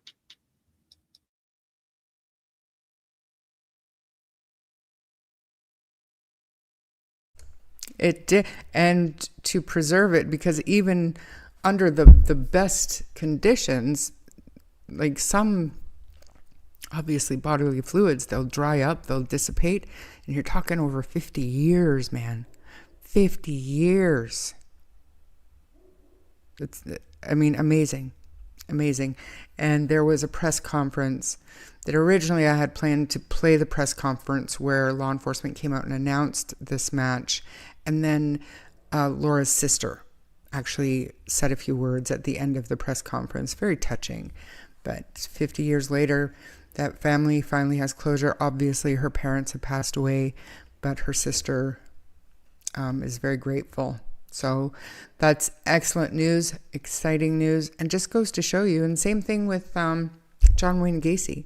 There are people out there who truly believe that, there are more victims, unidentified victims of John Wayne Gacy. And there is still one John Doe that hasn't been identified yet. And Bob Motta with Defense Diaries he's got a side project where he is working to try to identify more victims. I mean, these people might be dead and gone, but their crimes live on, and it's important to remember the victims. So, yeah. So, let's do this one first. Nancy Guthrie, okay? I know that there's been a lot of hubbub about Sheriff Nanos and stuff, but at the end of the day, we all knew he was kind of a fool and maybe botching the investigation. But this little bit from Ashley really raised my eyebrows today. Let me tell you, really raised my eyebrows today. So I want to, yeah, we will get to Bob. I'm going to plug the shit out of Bob today because, yeah, I love what he does. Everything he does is just gold to me. Anyways, so Ashley got some information that really blew my mind in this Nancy Guthrie case. So I want to listen to just a few minutes of this. There's an echo. So I don't have tools, so I can't mute the audio that you're sharing. That's what's causing the echo right now. Okay, I apologize. I do have the screen muted, but you have to remind me to put you back up as co-host because I forget shit like that all the time. But okay, let's listen to Ashley for just a few minutes and tell me what you guys think. Because, wow, listen.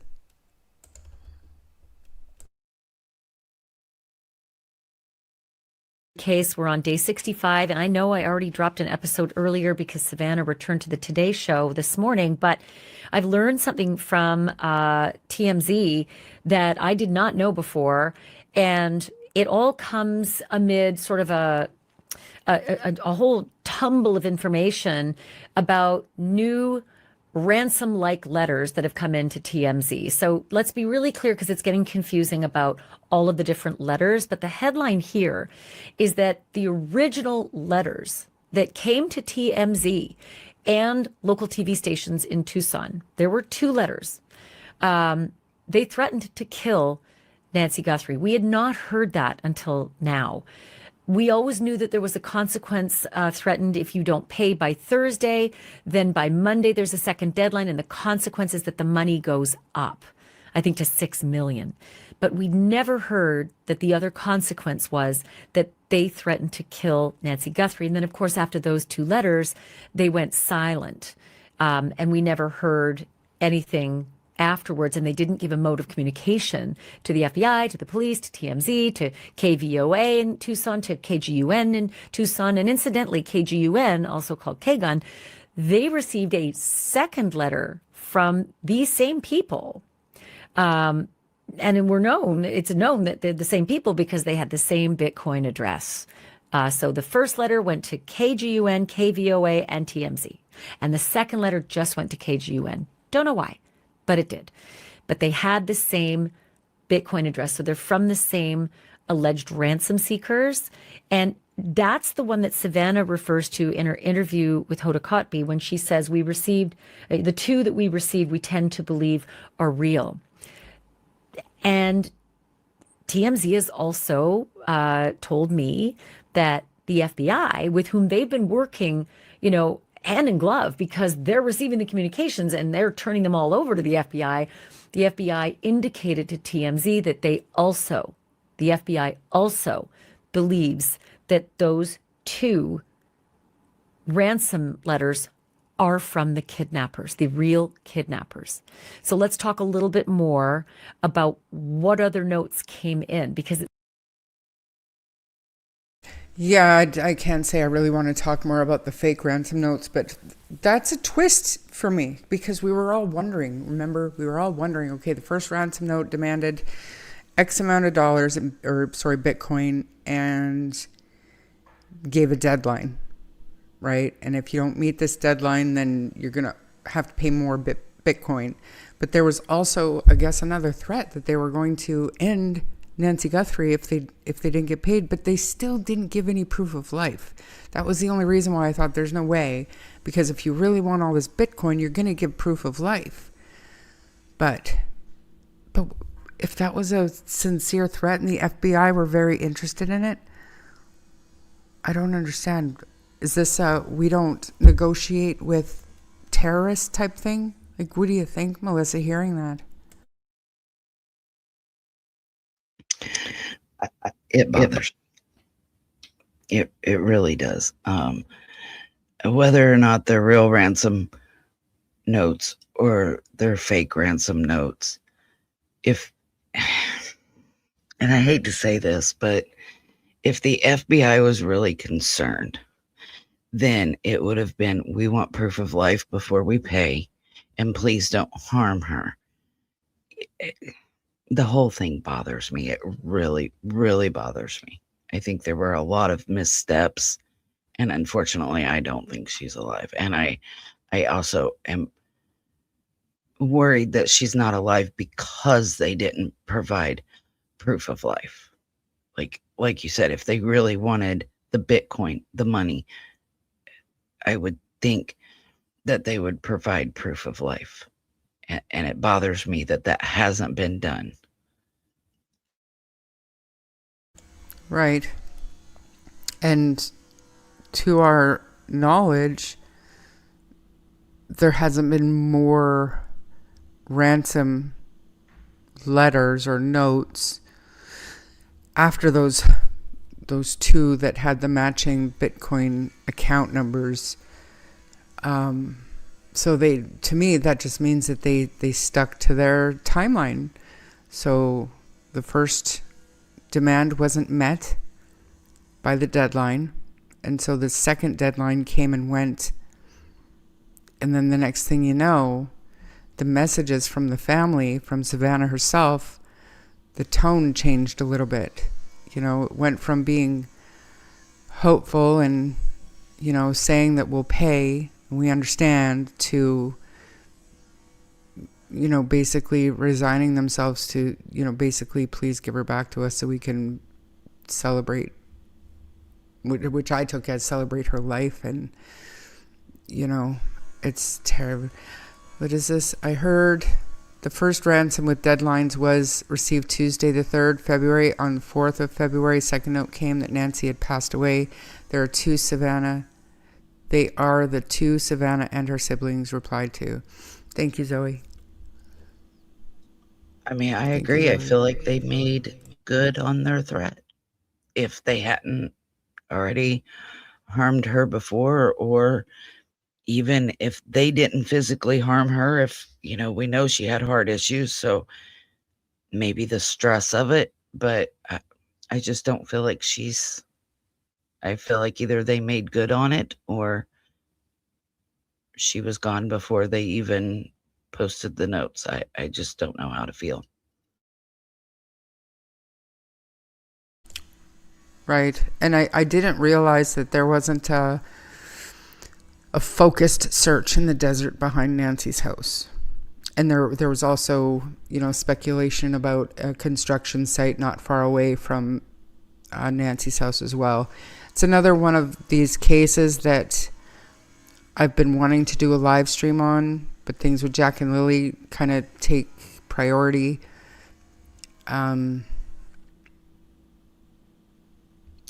World War III is supposed to start now. Focus, seaweed. We're not inciting panic today. We're talking about crazy people and not Trump. Anyway, okay, so just one sec.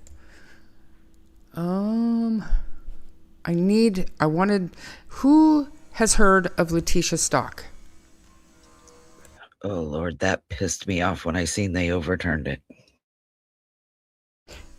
Do you know why they overturned it?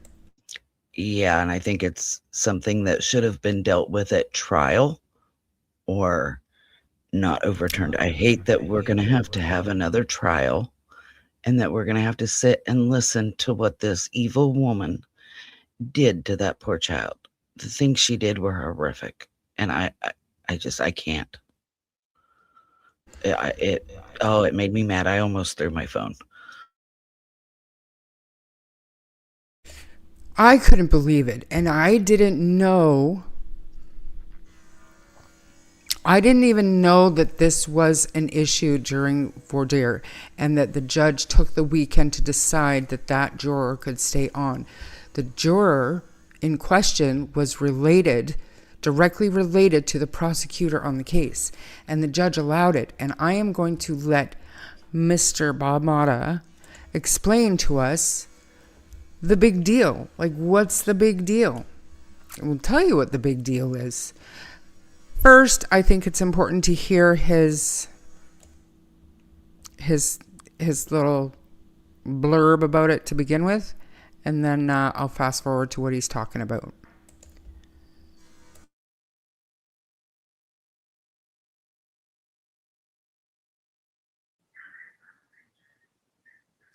Here's a question for you. You're on trial for first-degree murder. You're facing life in prison without the possibility of parole. And sitting in that jury box, one of the 12 people who will decide whether you ever see the outside of a prison wall again is a man whose son-in-law works for the prosecutor trying your case. Not in law enforcement, not in the county, for the actual district attorney in his office under his direct supervision. Your lawyer stands up and says, "Judge, this juror has a family member working for the other side. He's got to go." And the judge says, "Nah, let me think about it over the weekend." That juror stays, that juror deliberates, that juror convicts. Now, before I tell you what happened next, let me tell you who we're talking about. Leticia Stauch is accused of stabbing, actually, at this point, convicted, now reversed, not convicted, but accused of stabbing her 11-year-old stepson, Ganon Stauch, 18 times, beating him with a blunt object, shooting him with a pew-pew in his head, stuffing his body in a suitcase and dumping it under a bridge in the Florida Panhandle. At sentencing, the judge called it the most horrific case he had ever seen. Now, I want to be absolutely clear with you right now. Leticia Stauch is a monster. What she did to that little boy is evil. I have zero sympathy for her, none. And nothing I say tonight should be taken as sympathy for what she did. But yesterday, the Colorado Court of Appeals said it doesn't matter. Murder conviction reversed, life sentence vacated, new trial ordered. Because the Sixth Amendment to the United States Constitution does not say you have the right to an impartial jury, unless you're really, really guilty. It does not say you get a fair trial unless the crime makes people sick. It says you get a fair trial, period. And that right applies to every citizen, the best of us and the absolute worst of us. Because the day we start deciding that some people are just too evil to deserve constitutional protection is the day those protections stop meaning anything for anyone. Tonight, we're going to walk through the entire opinion. I'm going to show it to you on the screen, and I'm going to explain what happened, why it happened, and what comes next. And I'm going to tell you why one of the three judges thinks that this was wrong. So without further ado, let's jump in to the opinion in the Leticia Stauch murder case. So yeah, I mean, if anybody wonders how, I managed to stay, I guess, it's not even unbiased with these types of things, and it's no different than the upcoming plea that we're expecting in the not Jack and Lee, but you guys know what I'm talking about. It is important that the process is followed and that the rights of the individuals involved are protected to avoid a successful appeal. Do you know what I mean? It's so important. What do you have to say about that, Melissa? I'm going to find my spot here on this one to play the part that I wanted to play. So, let me first say, I understand why the conviction was overturned. However, this was completely avoidable. All you had to do was strike a juror. I get he's the son-in-law of the prosecutor. I get that. Strike him. Because now what's happened is, if they haven't heard of this case, if they didn't watch this trial and be torn up by it, by what this woman did and tried to say, and watch the father go through that hell and that family go through that hell. They now have to do it again. It was completely avoidable. And to now say, okay, she gets a new trial. Again, I understand why she's getting a new trial. But are they going to be, now my fear is, are they going to be able to find an impartial jury, whether it be in the town, the county, the state, whatever? So many people know of this case. Now, we said that with the Delphi trial. Everybody knew of it. How were they going to find an impartial jury? And they did. But it was so avoidable that all they had to do is strike that juror. What would it have made a big difference to strike one juror? Instead, you're now going to put this family through complete hell again. And for those people that watched the trial, the autopsy photos were accidentally shown. The jury was accidentally shown. So are we now going to have a retrial where we're not able to see it due to what happened in the prior trial when all of this was so avoidable? And I think that's what makes me so mad is, do I think they got the right verdict? Of course I do. But it didn't have to go this way. And it's so wrong that that family has to be put through complete hell and listen to what this evil person did to this innocent child. It makes me so angry. Like I said, when I read it, I almost threw my phone because I was so angry because it was so avoidable. Absolutely. And literally, the judge literally didn't read the statute. That he took the weekend to, think over the objection to the juror, and came back and said it should be fine. Bob is going to explain it perfectly, but all the judge would have had to do is do his job, stick to the law. This stuff is very black and white. There's no discretion in a lot of this kind of stuff. So, and it doesn't take a genius to know. It doesn't take a law professor or a lawyer or a judge who is supposed to follow the law to know that impartial means you can't be related. Like, that's literally one of the questions they ask. Do you know the defense team? Do you know the prosecution? Do you know the defendant? Do you know the judge? Do you have any bias? I mean, it's literally questions that they ask in voir dire. He shouldn't have had to take a weekend. This is something he should have known. And again, that's why it makes me so angry. Right. And Joe, so Ganon's parents, Al Stauch and Landon, I'm not sure what Landon's last name is, but that's Al's ex-wife, Ganon's biological mother.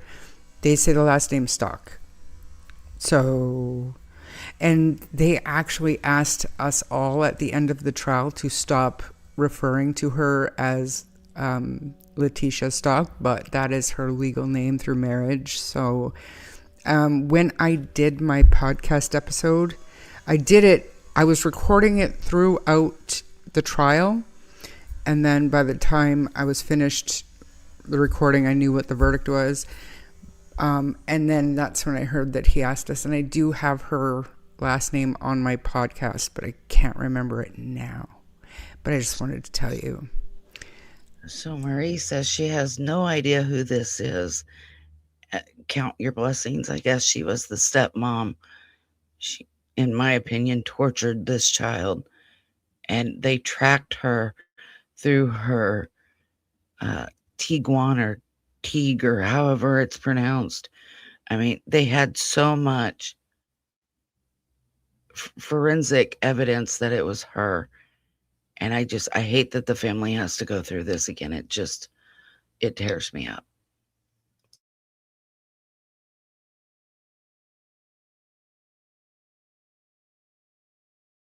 I wanted to see if there was like a short recap video. Because this woman is like the worst of the worst. Okay, so we've got a woman who talked to the media all the time. But wouldn't show her face. Wouldn't show her face. I want to see if I can find that media interview. Spell it right. There's that.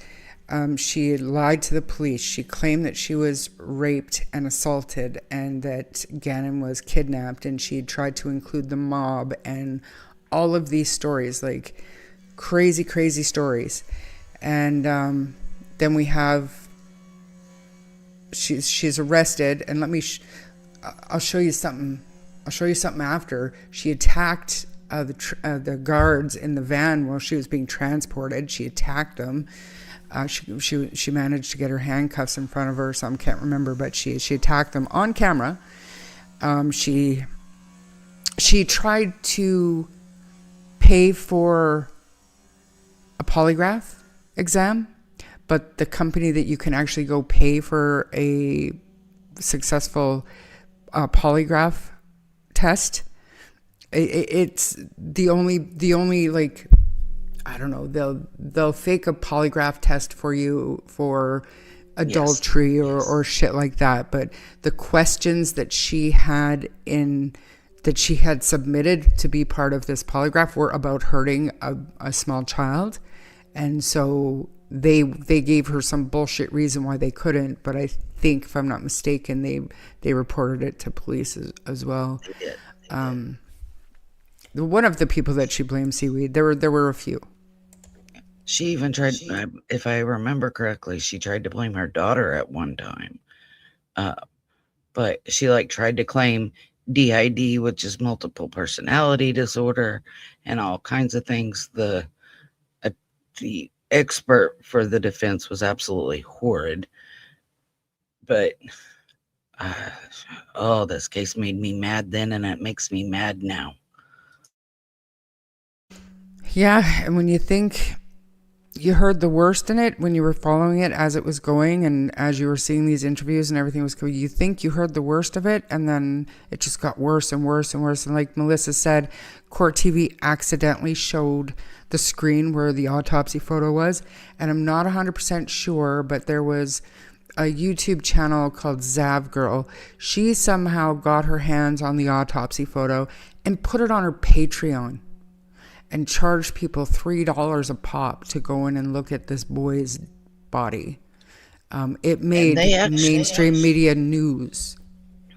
Yeah, she actually was, I believe, gotten quite a bit of trouble over that, that she had, profited off of. I mean, it almost ended her YouTube career, in quotation marks there. But yeah, it was pretty sad that, I follow Zav, but it was pretty sad what happened, as far as I started following her after that. But yeah, it was pretty bad. And I don't think there's anything wrong with getting documents and pictures and all that. Like Melissa and I, we were part of the Delphi leak, and there's no problem doing that. It's when you put stuff like that behind a paywall, I think is repulsive. But we didn't show the leaks. That's the difference. No, we all worked hard to keep it contained. Yes. Whereas she, intentionally went out and put this on her Patreon and charged for it. And I think some other creators should take what happened to her and take fair warning, but obviously not. Right, and chances are not all creators realize that happened, but I mean, it is what it is. But I want to listen to Bob Motta for a few minutes because he goes through what happened. Like, this is in the appellate court's opinion. They're called opinions. When the court comes down with their decision in an appeal circumstance, it's called an opinion, right? And all the judges on the panel get to write their opinions. and it has to be majority rules. That's how they come to their decisions, okay? So this is the I can't remember what it's called off the top of my head. Grin probably could, but it's just like the overview, right? And then we get into what happened, the circumstance, and how we got to where we are. So yes, I will. Okay, so before we get started, let's talk about Bob Motta. This here is Bob Motta, Defense Diaries. He was a defense attorney, correct? He quit practicing to do his podcast, which his first podcast, Defense Diaries, season 1 is called The Creep, strictly about John Wayne Gacy. His dad, Bob's dad, was John Wayne Gacy's original, one of his original defense attorneys. So when Bob turned, I believe, 21, Bob Motta Sr., John Gacy's lawyer, gave this Bob Motta a shoebox full of cassette tapes. And those cassette tapes were all of the interviews and trial prep recordings of John Wayne Gacy. So his podcast episode, season 1, The Creep, is all based on that. And then he had season 2. He and his wife, Allison, defended Anthony Garcia. He was a serial killer as well.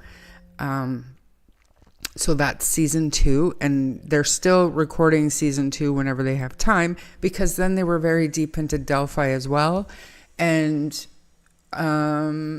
started another new podcast, Buried, and that is again going back over John Wayne Gacy and playing even more recordings, and he's working, I don't know how much time he's able to dedicate to trying to identify unknown victims of John Wayne Gacy, but it's something that he's doing.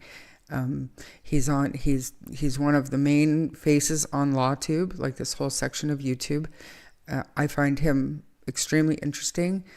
I know he's not for everybody, but I quite enjoy him and his wife. So we're going to listen to Bob, very experienced, very knowledgeable, and scrolling across the bottom, just Google it, Defense Diaries.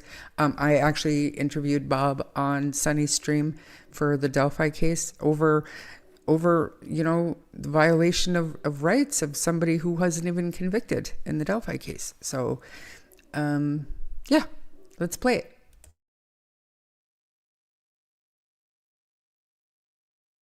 Let's see, where is it?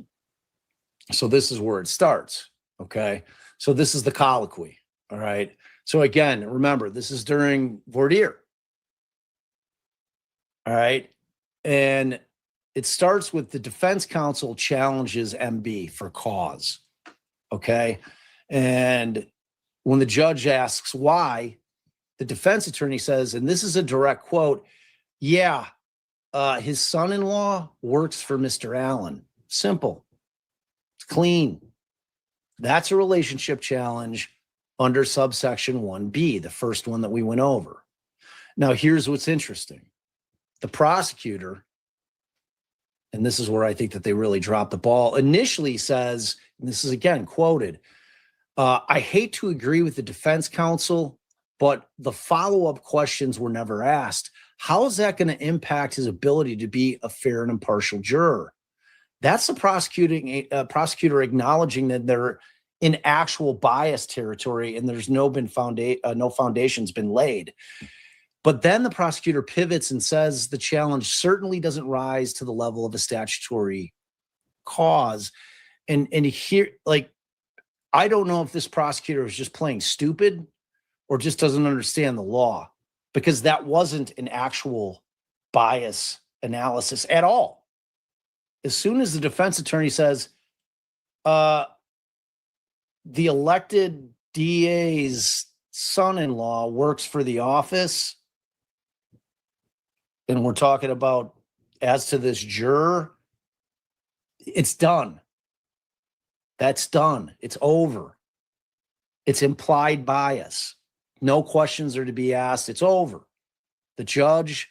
So, like I said, Osbrook likes to put it on the prosecutor. I put it on the judge.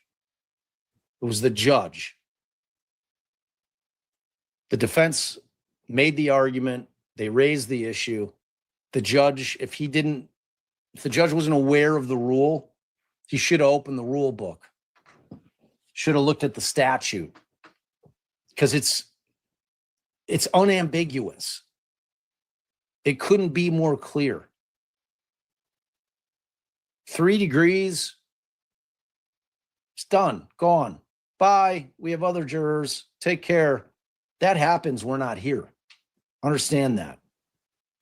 Instead, what happens, the court agrees with the prosecutor. Okay. And the judge says, I don't think it's a statutory cause. He says that he needs to think about it over the weekend. So to make matters worse, not only does the judge whiff initially, he then has the entire weekend to think about it. And more importantly, to look up the law. That clearly didn't happen. So instead, when they get back to court on Monday, brings MB back and he asks a few follow-up questions about whether MB has discussed the case with his son-in-law or would be influenced. Based on those answers, the court keeps MB on. Now, what should have happened? Should there have been any follow-up questions allowed? Chat? No, of course not, because it's a clear, unambiguous rule. And there's your error. It's a structural error, because under subsection 1B, you don't get to ask those follow-up questions. The relationship itself is the disqualification. The follow-up questions are for actual bias under subsection J. Remember that thing where like, oh, I can't sit on an essay case, or, you know, I could never sit on this jury because I could never do this or do that because of certain beliefs that I have. Like, those are actual bias where you can probe, you can ask questions to see if you can rehabilitate that juror. This is not that. By asking those questions and keeping MB on, the judge treated an implied bias challenge as if it were an actual bias challenge. And that's just flat out wrong. It's wrong. Judge massively screwed up. So the Attorney General's office on appeal didn't even try to argue that MB didn't fall within the statute. They conceded that point because the law is clear. Plain and simple, the judge just got it wrong. So let's talk a little bit about what structural error is and why this is not a technicality. I've seen it out there on Twitter, you know, using. So do we all understand what went down there? Like, actually, literally during voir dire, it was discovered that this juror was related to the prosecutor, and the judge took the weekend and decided it wasn't a real big deal. When actually, I had to step away to check on Harley, but Bob actually goes through and reads the statute, and it says very clearly that you cannot have a juror that is in any way related to, known to, associate with anybody on the prosecution or the defense team. It says very clearly. So at that point, it becomes a structural error or a fatal error, an automatic reversal. You have to have more than 3 degrees of separation, and that clearly wasn't the case. And why the judge didn't dismiss this juror, I will never understand that. I mean, it's not a gray area. Like you said, it's black and white. So how this was even allowed, just I'll never understand. Yeah, exactly. Like, there was like literally no reason for it because it wasn't ambiguous. It was written. It was right there for the judge to read, and these things are not black and white. So really quickly, I'm going to play the short. Grizzly True Crime actually did a short of Leticia Stauch in the van, the transport van, and her attack with the monster can on the officer sitting with her. It was on March 4th, 2020. She did really good having the having the date stamped on this video, but it's just wild. And there are a couple of trials going, well, we have no idea when her new trial is going to start. No idea whatsoever. But I would be willing to cover it if people are interested in watching it with me.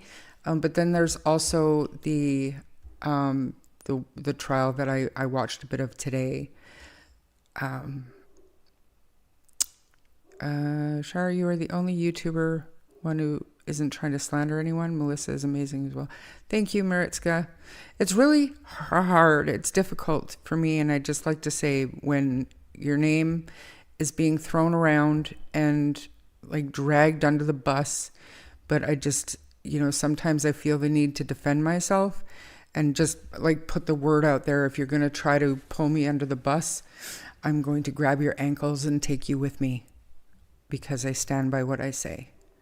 Sometimes, am I wrong? Absolutely. But I stand by what I say, and I'll admit when I make a mistake. And if I'm going down, you're coming with me, because it's always in my own defense. And Harley is just fine. He is outside. I don't know if you all saw my Facebook post, but he's busy protecting the homestead. I was just getting ready to ask if he was still out there laying out there and protecting yins. Yeah, I don't know. He goes off, and when he goes off, he doesn't stop. But he is definitely loving his life. He goes outside in the morning. He comes in for a drink and to get his treats and stuff. And when it's supper time, he'll knock on the door. But I like to check on him because I worry. I would say you need a doggy door, but I don't think he would fit through a doggy door. Yeah, we're trying to teach him, because he can open the door to get out, but he does not come back and shut the door behind him. So Ian has taken to bringing him back and trying to get him to shut the door. It's never going to happen, but it's funny. Maybe I'll record it next time he does it, because it's kind of funny, because he's seriously trying to teach he's trying to teach Harley how to close the door behind him, but whatever. At least he can open it. You need one of them rope things that has the knot, like that you play, like that I had on one of the pictures, the tug of war. You need one of those on the door so you can grab a hold of it and close it. Yeah, like for the first few days he goes out and he barks. I'm just, I'm under the understanding that he has to let all the animals know that he's back, he's home, stay out. And then, he smells the air and he decides which area he's going to patrol, because there's 12 acres here. So you always know what direction he's going to go. And I think he's smelling deer but I've got it in my head now that it's simply just squirrels, and they're probably picking on him in the background that I don't see. And, he's doing his thing. He's being brave. He's my protector. He's awesome. And he's super, super happy right now. So I'm going to play the short from, pardon? Squirrels do pick on you. Like, I was helping my brother one time, and I was sleeping in the truck because I wasn't going to drive home just to go back the next day. And these squirrels were up in the tree, and I swear that they were aiming at the truck. And all I would hear is these loud pings on the top of the truck, and squirrels were throwing nuts at the truck. I swear they would not let me sleep. Squirrels will pick on you. Oh, they do. And same with like magpies. They bomb dive on Harley. They get super close, and then like they're not trying to, I think they're just picking on him, and he just gets so pissed off. It's funny. Just Poor really Harley quickly. being bullied by squirrels. He's fine. He's fine. He's 151 pounds. He's fine. Daniel said he didn't know Lily was sick. He also says that he wasn't aware that the kids were staying home from school that day. He also says he would not have kept them home from school. Right, because they weren't sick on Thursday. It wasn't you, Char. It was the laughing in the background that upset me. Nothing to do with you. I guess I just questioned Janie and many others, and that's perfectly fine. But I would like to say, and I'm not defending, But I understand how 11 months in, when Janie is trying to make Janie jokes, like when I say Anita attention, that's who I'm referring to or whatever, because that's all she's looking for is attention. That was supposed to be a play on words. I need attention, Anita attention.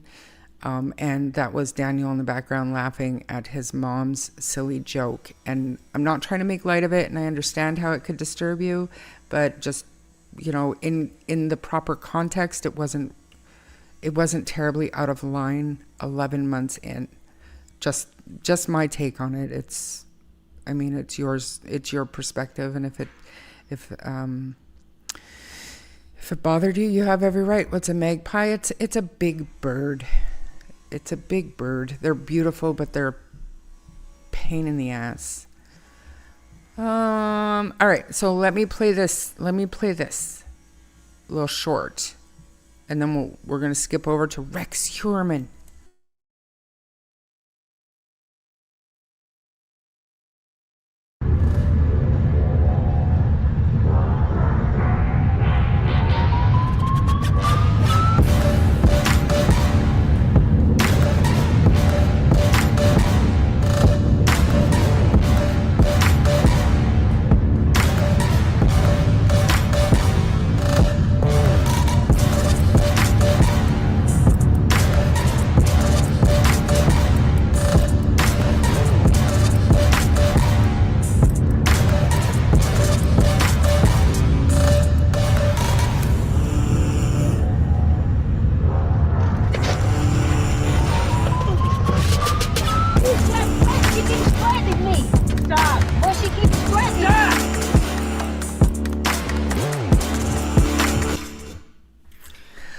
So that's wild. Hey, remember that? I remember that.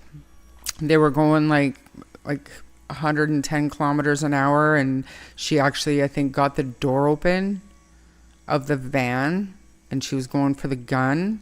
And you could see her just sitting there working on getting the cuffs out behind her. She was working on getting them around her legs and back out in front of her. And yeah, she had a can of Monster drink, like the guard or whatever, and she grabbed it and hit the guard with it. Too bad Crazy. She didn't jump out of the van at 110 miles an hour and save everybody a lot of trouble. Right? And what is she actually thinking? That I know that she's going to be convicted again. There's plenty of evidence she's going to be convicted again. However, I hate the idea of these people having any hope. Just like Robert Pickton, when he served his 25 years and actually became eligible for parole, he didn't get a chance to apply for that parole. But for 2 months, you guys, he had hope. Even if it was a faint hope, he was eligible for parole. And I hate the idea of these people having any hope. And as bad as Leticia Stauch is, Shonda Vander Ark tried to get a new trial too. And it's like, really? I agree with you. There should be when there is so much evidence like they had in both of those cases, you shouldn't even be able to apply for an appeal, or I don't know. I know it's wrong for me to think that, but I'm sorry. You hurt a child. Let's just bury you under the prison. I have no sympathy for Leticia or Shonda or any of these people who have hurt children. I just have no sympathy.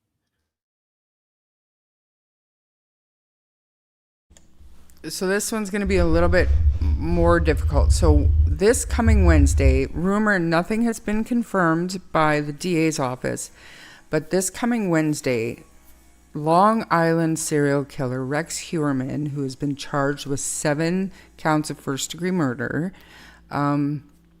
is expected to change his not guilty plea to a guilty plea.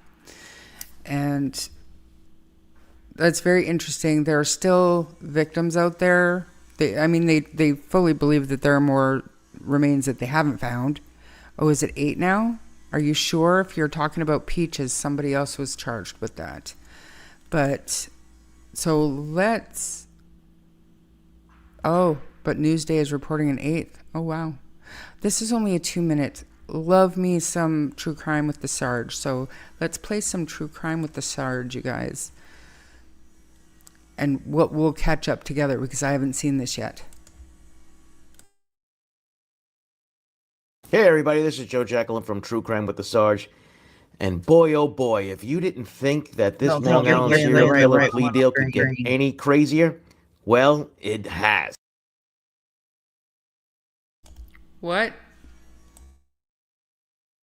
You're still on the Grizzlies True Crime on hers. It's not showing the one you're actually playing. Well, that's bizarre. All right. So, where is it? Oh, who cares? Let's just remove it altogether then. No, I don't want to remove Melissa. Stop. Okay. Let me put it back over here. Yeah, we heard the audio, just no video of it. Okay. Gotcha. All right. All right. At stage, if I'm echoing, I apologize. I'm going to mute now and start over.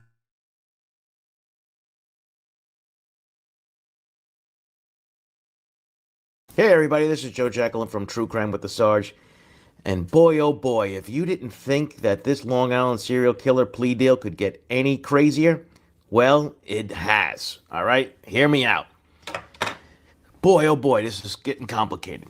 Now, it's been rumored that Rex Sherman is going to be pleading guilty tomorrow to 7 homicides. It's no longer a rumor.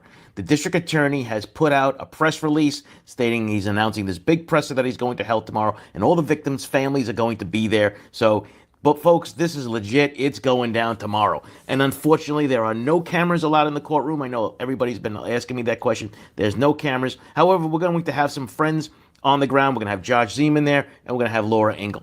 But here's where the case really takes this twist today. A few hours ago, Newsday, which is the local Long Island newspaper, has reported that an 8th victim is going to be announced. Now, there is no indication on how this 8th victim is going to be added on there. However, Newsday has stated that it is Karen Vagata. Now, if you recall, Karen Vagata, her legs were found in the early 1990s in Davis Park, which was not far from Fire Island. And her skull was recovered in Tow Bay during the entire search when they were looking for Shannon Gilbert. Well, this is going to get absolutely incredibly complicated, I think, tomorrow. How this does, like, did he confess to it already? Was this part of the, him accepting, meaning the DA accepting the plea? I have so many questions, and hopefully we'll have all the answers to that. But honestly, I think this is the best thing for the victims' families. Even though it sets law enforcement back on all the other cases, we'll see exactly what happens if maybe he's willing to talk, and maybe he's going to be using that as a wedge between him and getting a better deal or a better life in prison or a closer prison to his family or some of the creature comforts of being in prison the rest of your life. Well, tune in tomorrow. If it goes at the presser and all this goes on, I'm going to try to stream that presser live if I can. And if you're not following Josh and Laura, make sure you are. Folks, you have a good night and stay tuned. Hey, this is Joe Jacqueline from True Crime with the Sarge. Yeah, so that should be interesting. So yeah, no cameras or anything inside the courtroom, but actually, yeah. Can't remember the DA's name. I know it slipped my mind. He is doing a press conference later in the day, and I know that the defense attorney, Rex Heuermann's ex-wife and daughter, their attorney gave a presser today, and as did Shannon Gilbert's lawyer or family's lawyer gave a press conference today. So, let's I don't know. What are your thoughts on that? And if you're not familiar with the Rex Heuermann case, let me know, because we can also do a live stream on that, because some of the evidence they have, I mean, there's no way he wouldn't be convicted. They have everything from DNA to evidence in handwriting. So, if you don't know about the case and you want to know about the case, we can do a live stream on it. No different than Leticia Stauch. We can do a live stream on it. So what do you think of that, Melissa? Oh, I definitely think he's going to be convicted. And I mean, hey, if he wants to save everybody some time and money and just say, hey, I did it, more power to him. I am somewhat familiar with his part of it. As far as the Long Island serial killer, I'm more familiar with that. I know it's one and the same, but I honestly, I think for those that don't know Leticia's case or the Long Island serial killer Rex Heuermann, I don't think it would be bad to do kind of a refresher live for those that don't know about it.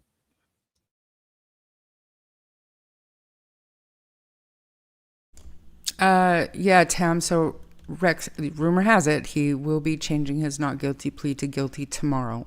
His hearing is tomorrow.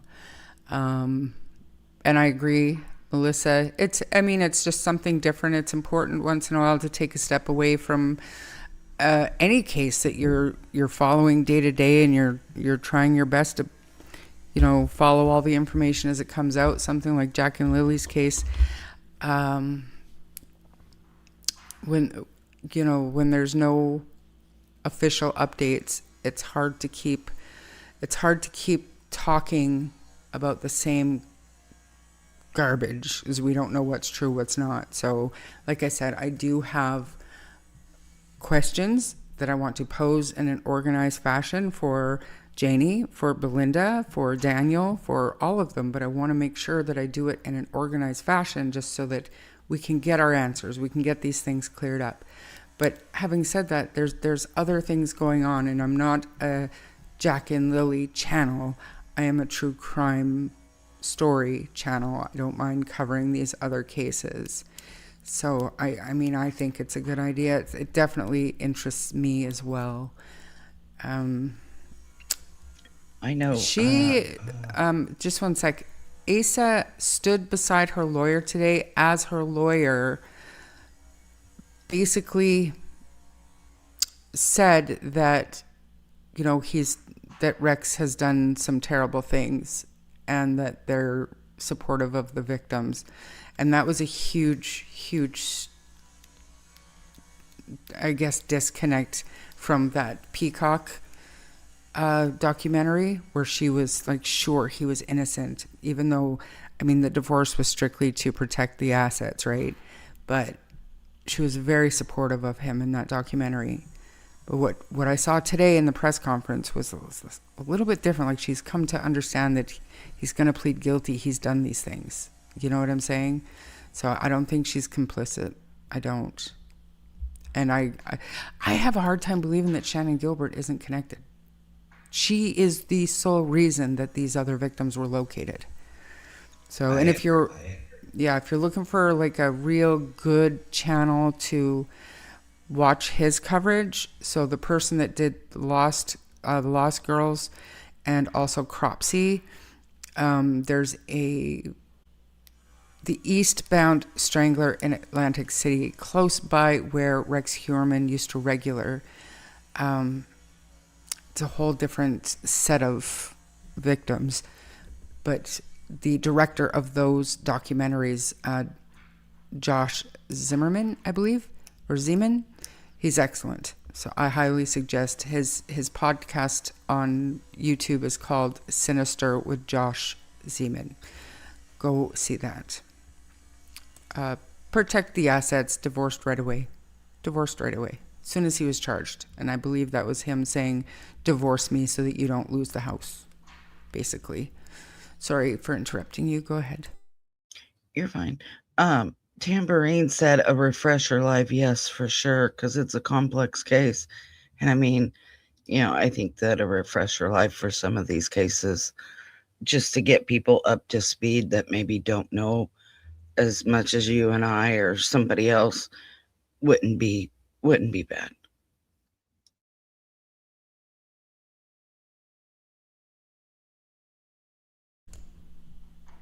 No comment, Seaweed. Let's talk about that another day. Leslie, good to see you. We're gonna end it right away. She took the Netflix deal and ran. So it wasn't Netflix, was it? It was Peacock, and it was like $1 million or something. Yeah. They had her father commenting on Nancy Guthrie, John Bonet. Yeah, it's another one. I still keep hope that it's gonna be solved. I totally 100% believe Gary Oliva is the culprit there. All right. I still follow the Madeline McCann case as well. Still hoping that she'll be found. But Joe, you need to go sit in the car. What is Joe saying now?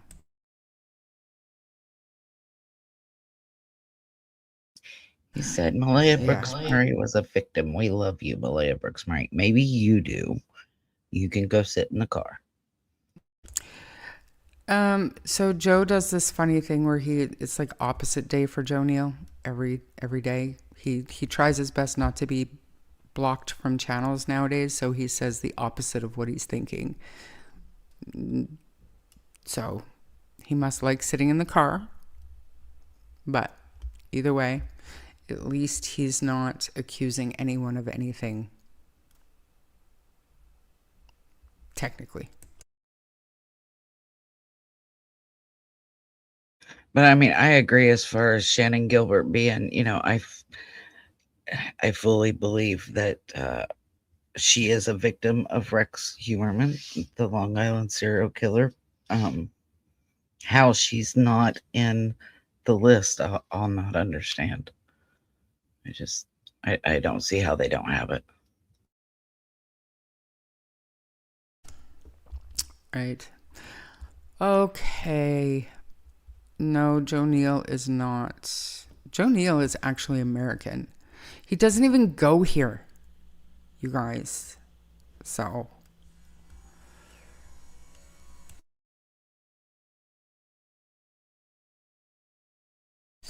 Okay, one last. Joyous, thank you again for your super generous donation. And Sinister and Pinky, thank you for becoming a member, Stevie Wonder, and for being a member for 5 months, Christina. I appreciate every single last one of you. And so I hope everybody had a really good Easter. I have a granddaughter who is turning 2 very soon. So I am going to be traveling to Lethbridge to enjoy my grandkids for a couple of days. I don't know when I'm leaving. If I can do a live stream tomorrow, we will do a live stream. And, right, he can't sit with us. He doesn't even go here. But, yeah. Any big plans? Just going to be recovering and getting better and stronger and all that stuff, and helping me organize all the questions we have about everything with Jack and Lily. Yeah, I need to kind of rest up and all that, but I need to do a part 3 of the Richard Allen's appeal, so we can finish going through that. But unfortunately, I got sick and wasn't able to finish it, but I have my spot saved, so we will be doing a part 3 of that hopefully soon.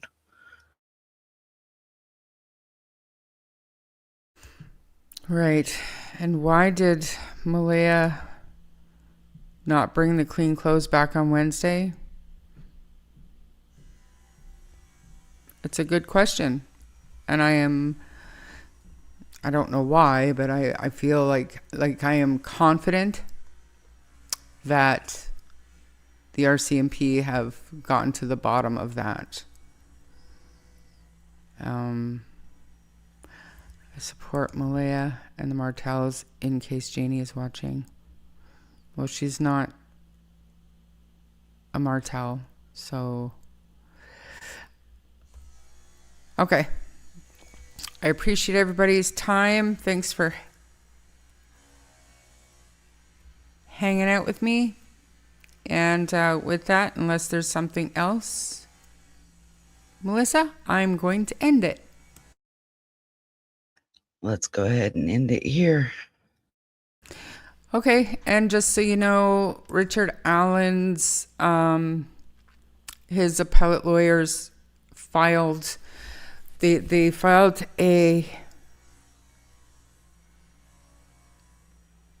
basically a motion. They wanted to be able to submit their reply that was like a larger than normally allowed reply. So they're allowed to submit a response with 12,000 words. And I believe there's also a date on the order that was released yesterday. And I believe I sent it to you, Melissa. You did. Do you remember what it said? Let me go look at it real quick and I can tell you. Yeah, it's definitely just it's just a quick order. They had asked to be able to submit a brief that was longer than normally allowed, and that's the one I played. So it reads, the Court of Appeals of Indiana with the appellant Richard Allen versus the appealee, which is the state of Indiana. The order says the appellate has filed a belated motion for permission to file an oversized appellate's reply brief under number 1. Number 2, having reviewed the matter, the court finds and orders as following. Number 1, the appellant's belated motion for permission to file an oversized appellant's reply brief is granted. The appellant's reply brief may contain up to 12,000 words. And number 3, the appellant's relief brief remains due on April 23rd of 2026. The order was signed on April 6th, 2026, and is signed by a judge. Right. So, yeah. So there's that. I think we can...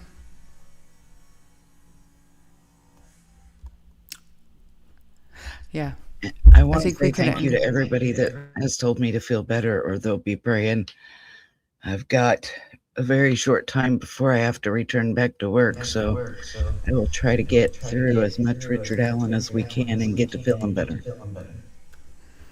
Okay, just give me one sec. Somebody asked me a question, and I have not seen a huge amount of updates for Maya, but she was transferred. She was transferred. I did see today, Shar, that she accidentally pulled out, I believe it was the NG tube, by accident. I forget where I saw that in one of the pages. Okay, see, I just follow her parents, so I didn't see anything like that. The most recent one was from her dad.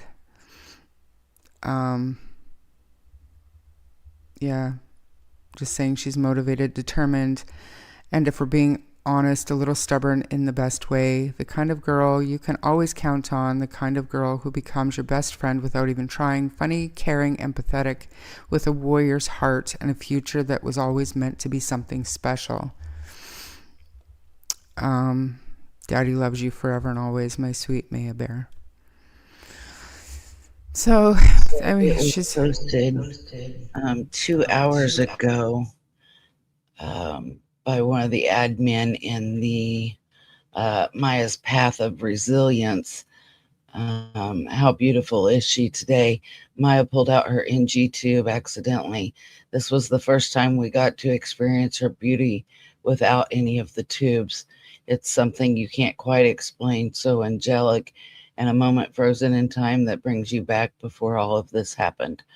We love you, girl. You got this. And that was posted 2 hours ago. I think I want to show that picture. And then I am going to end it. Here we go. There she is. There she is.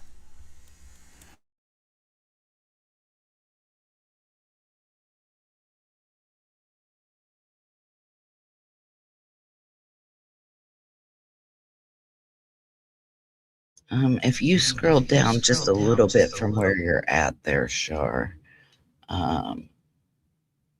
it's like 2 down, right there.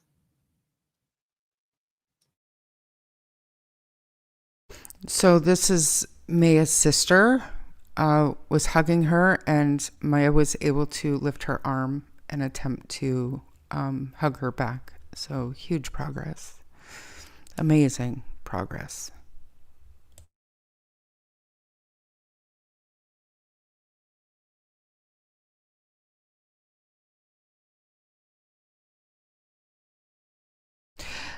Let's listen to this real quick, and then I am going to end it. He's going to eat me because he needs to have a supper. So let's listen to this little video because it brings tears to my eyes.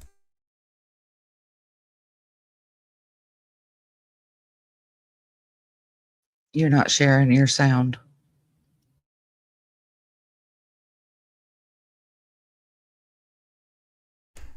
Are you joking? Oh, for Pete's sake. You want What me the to share it? heck? I want the one of the man who offered to pay to have her transferred and all of the expenses. I want that one. I had it. Now I can't find it. But I think it's important.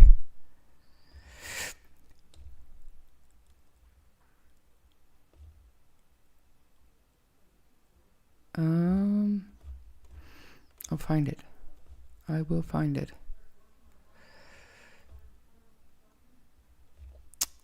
Oh, man. Are you looking for it, Melissa? Yeah, are you talking the one you just showed? Because if so, I can share my screen and play it. Yeah, you could if you want to.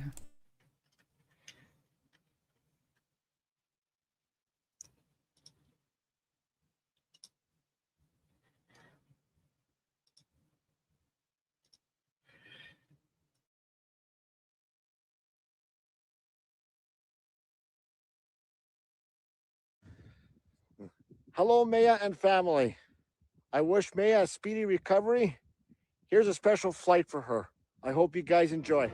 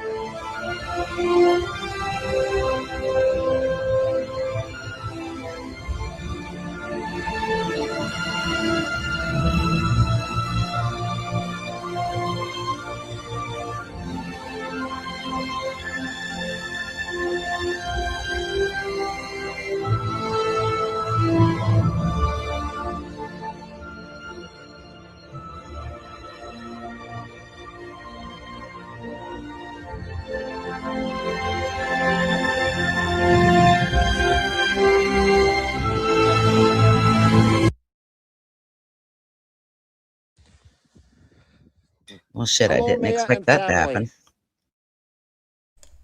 What? What happened? It started over. Sorry. I'm looking for this one because there was a video of the man who was donating.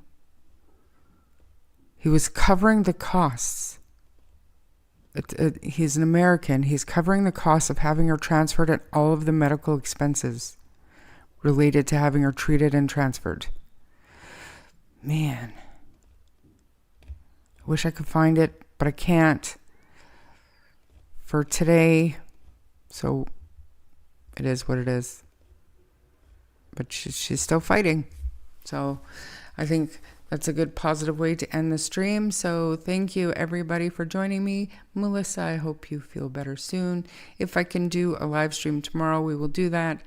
If not, I'll update you on my community page. And thanks for being here, everybody. And what did I do that for? I don't even know why I did that. Anyways, bye.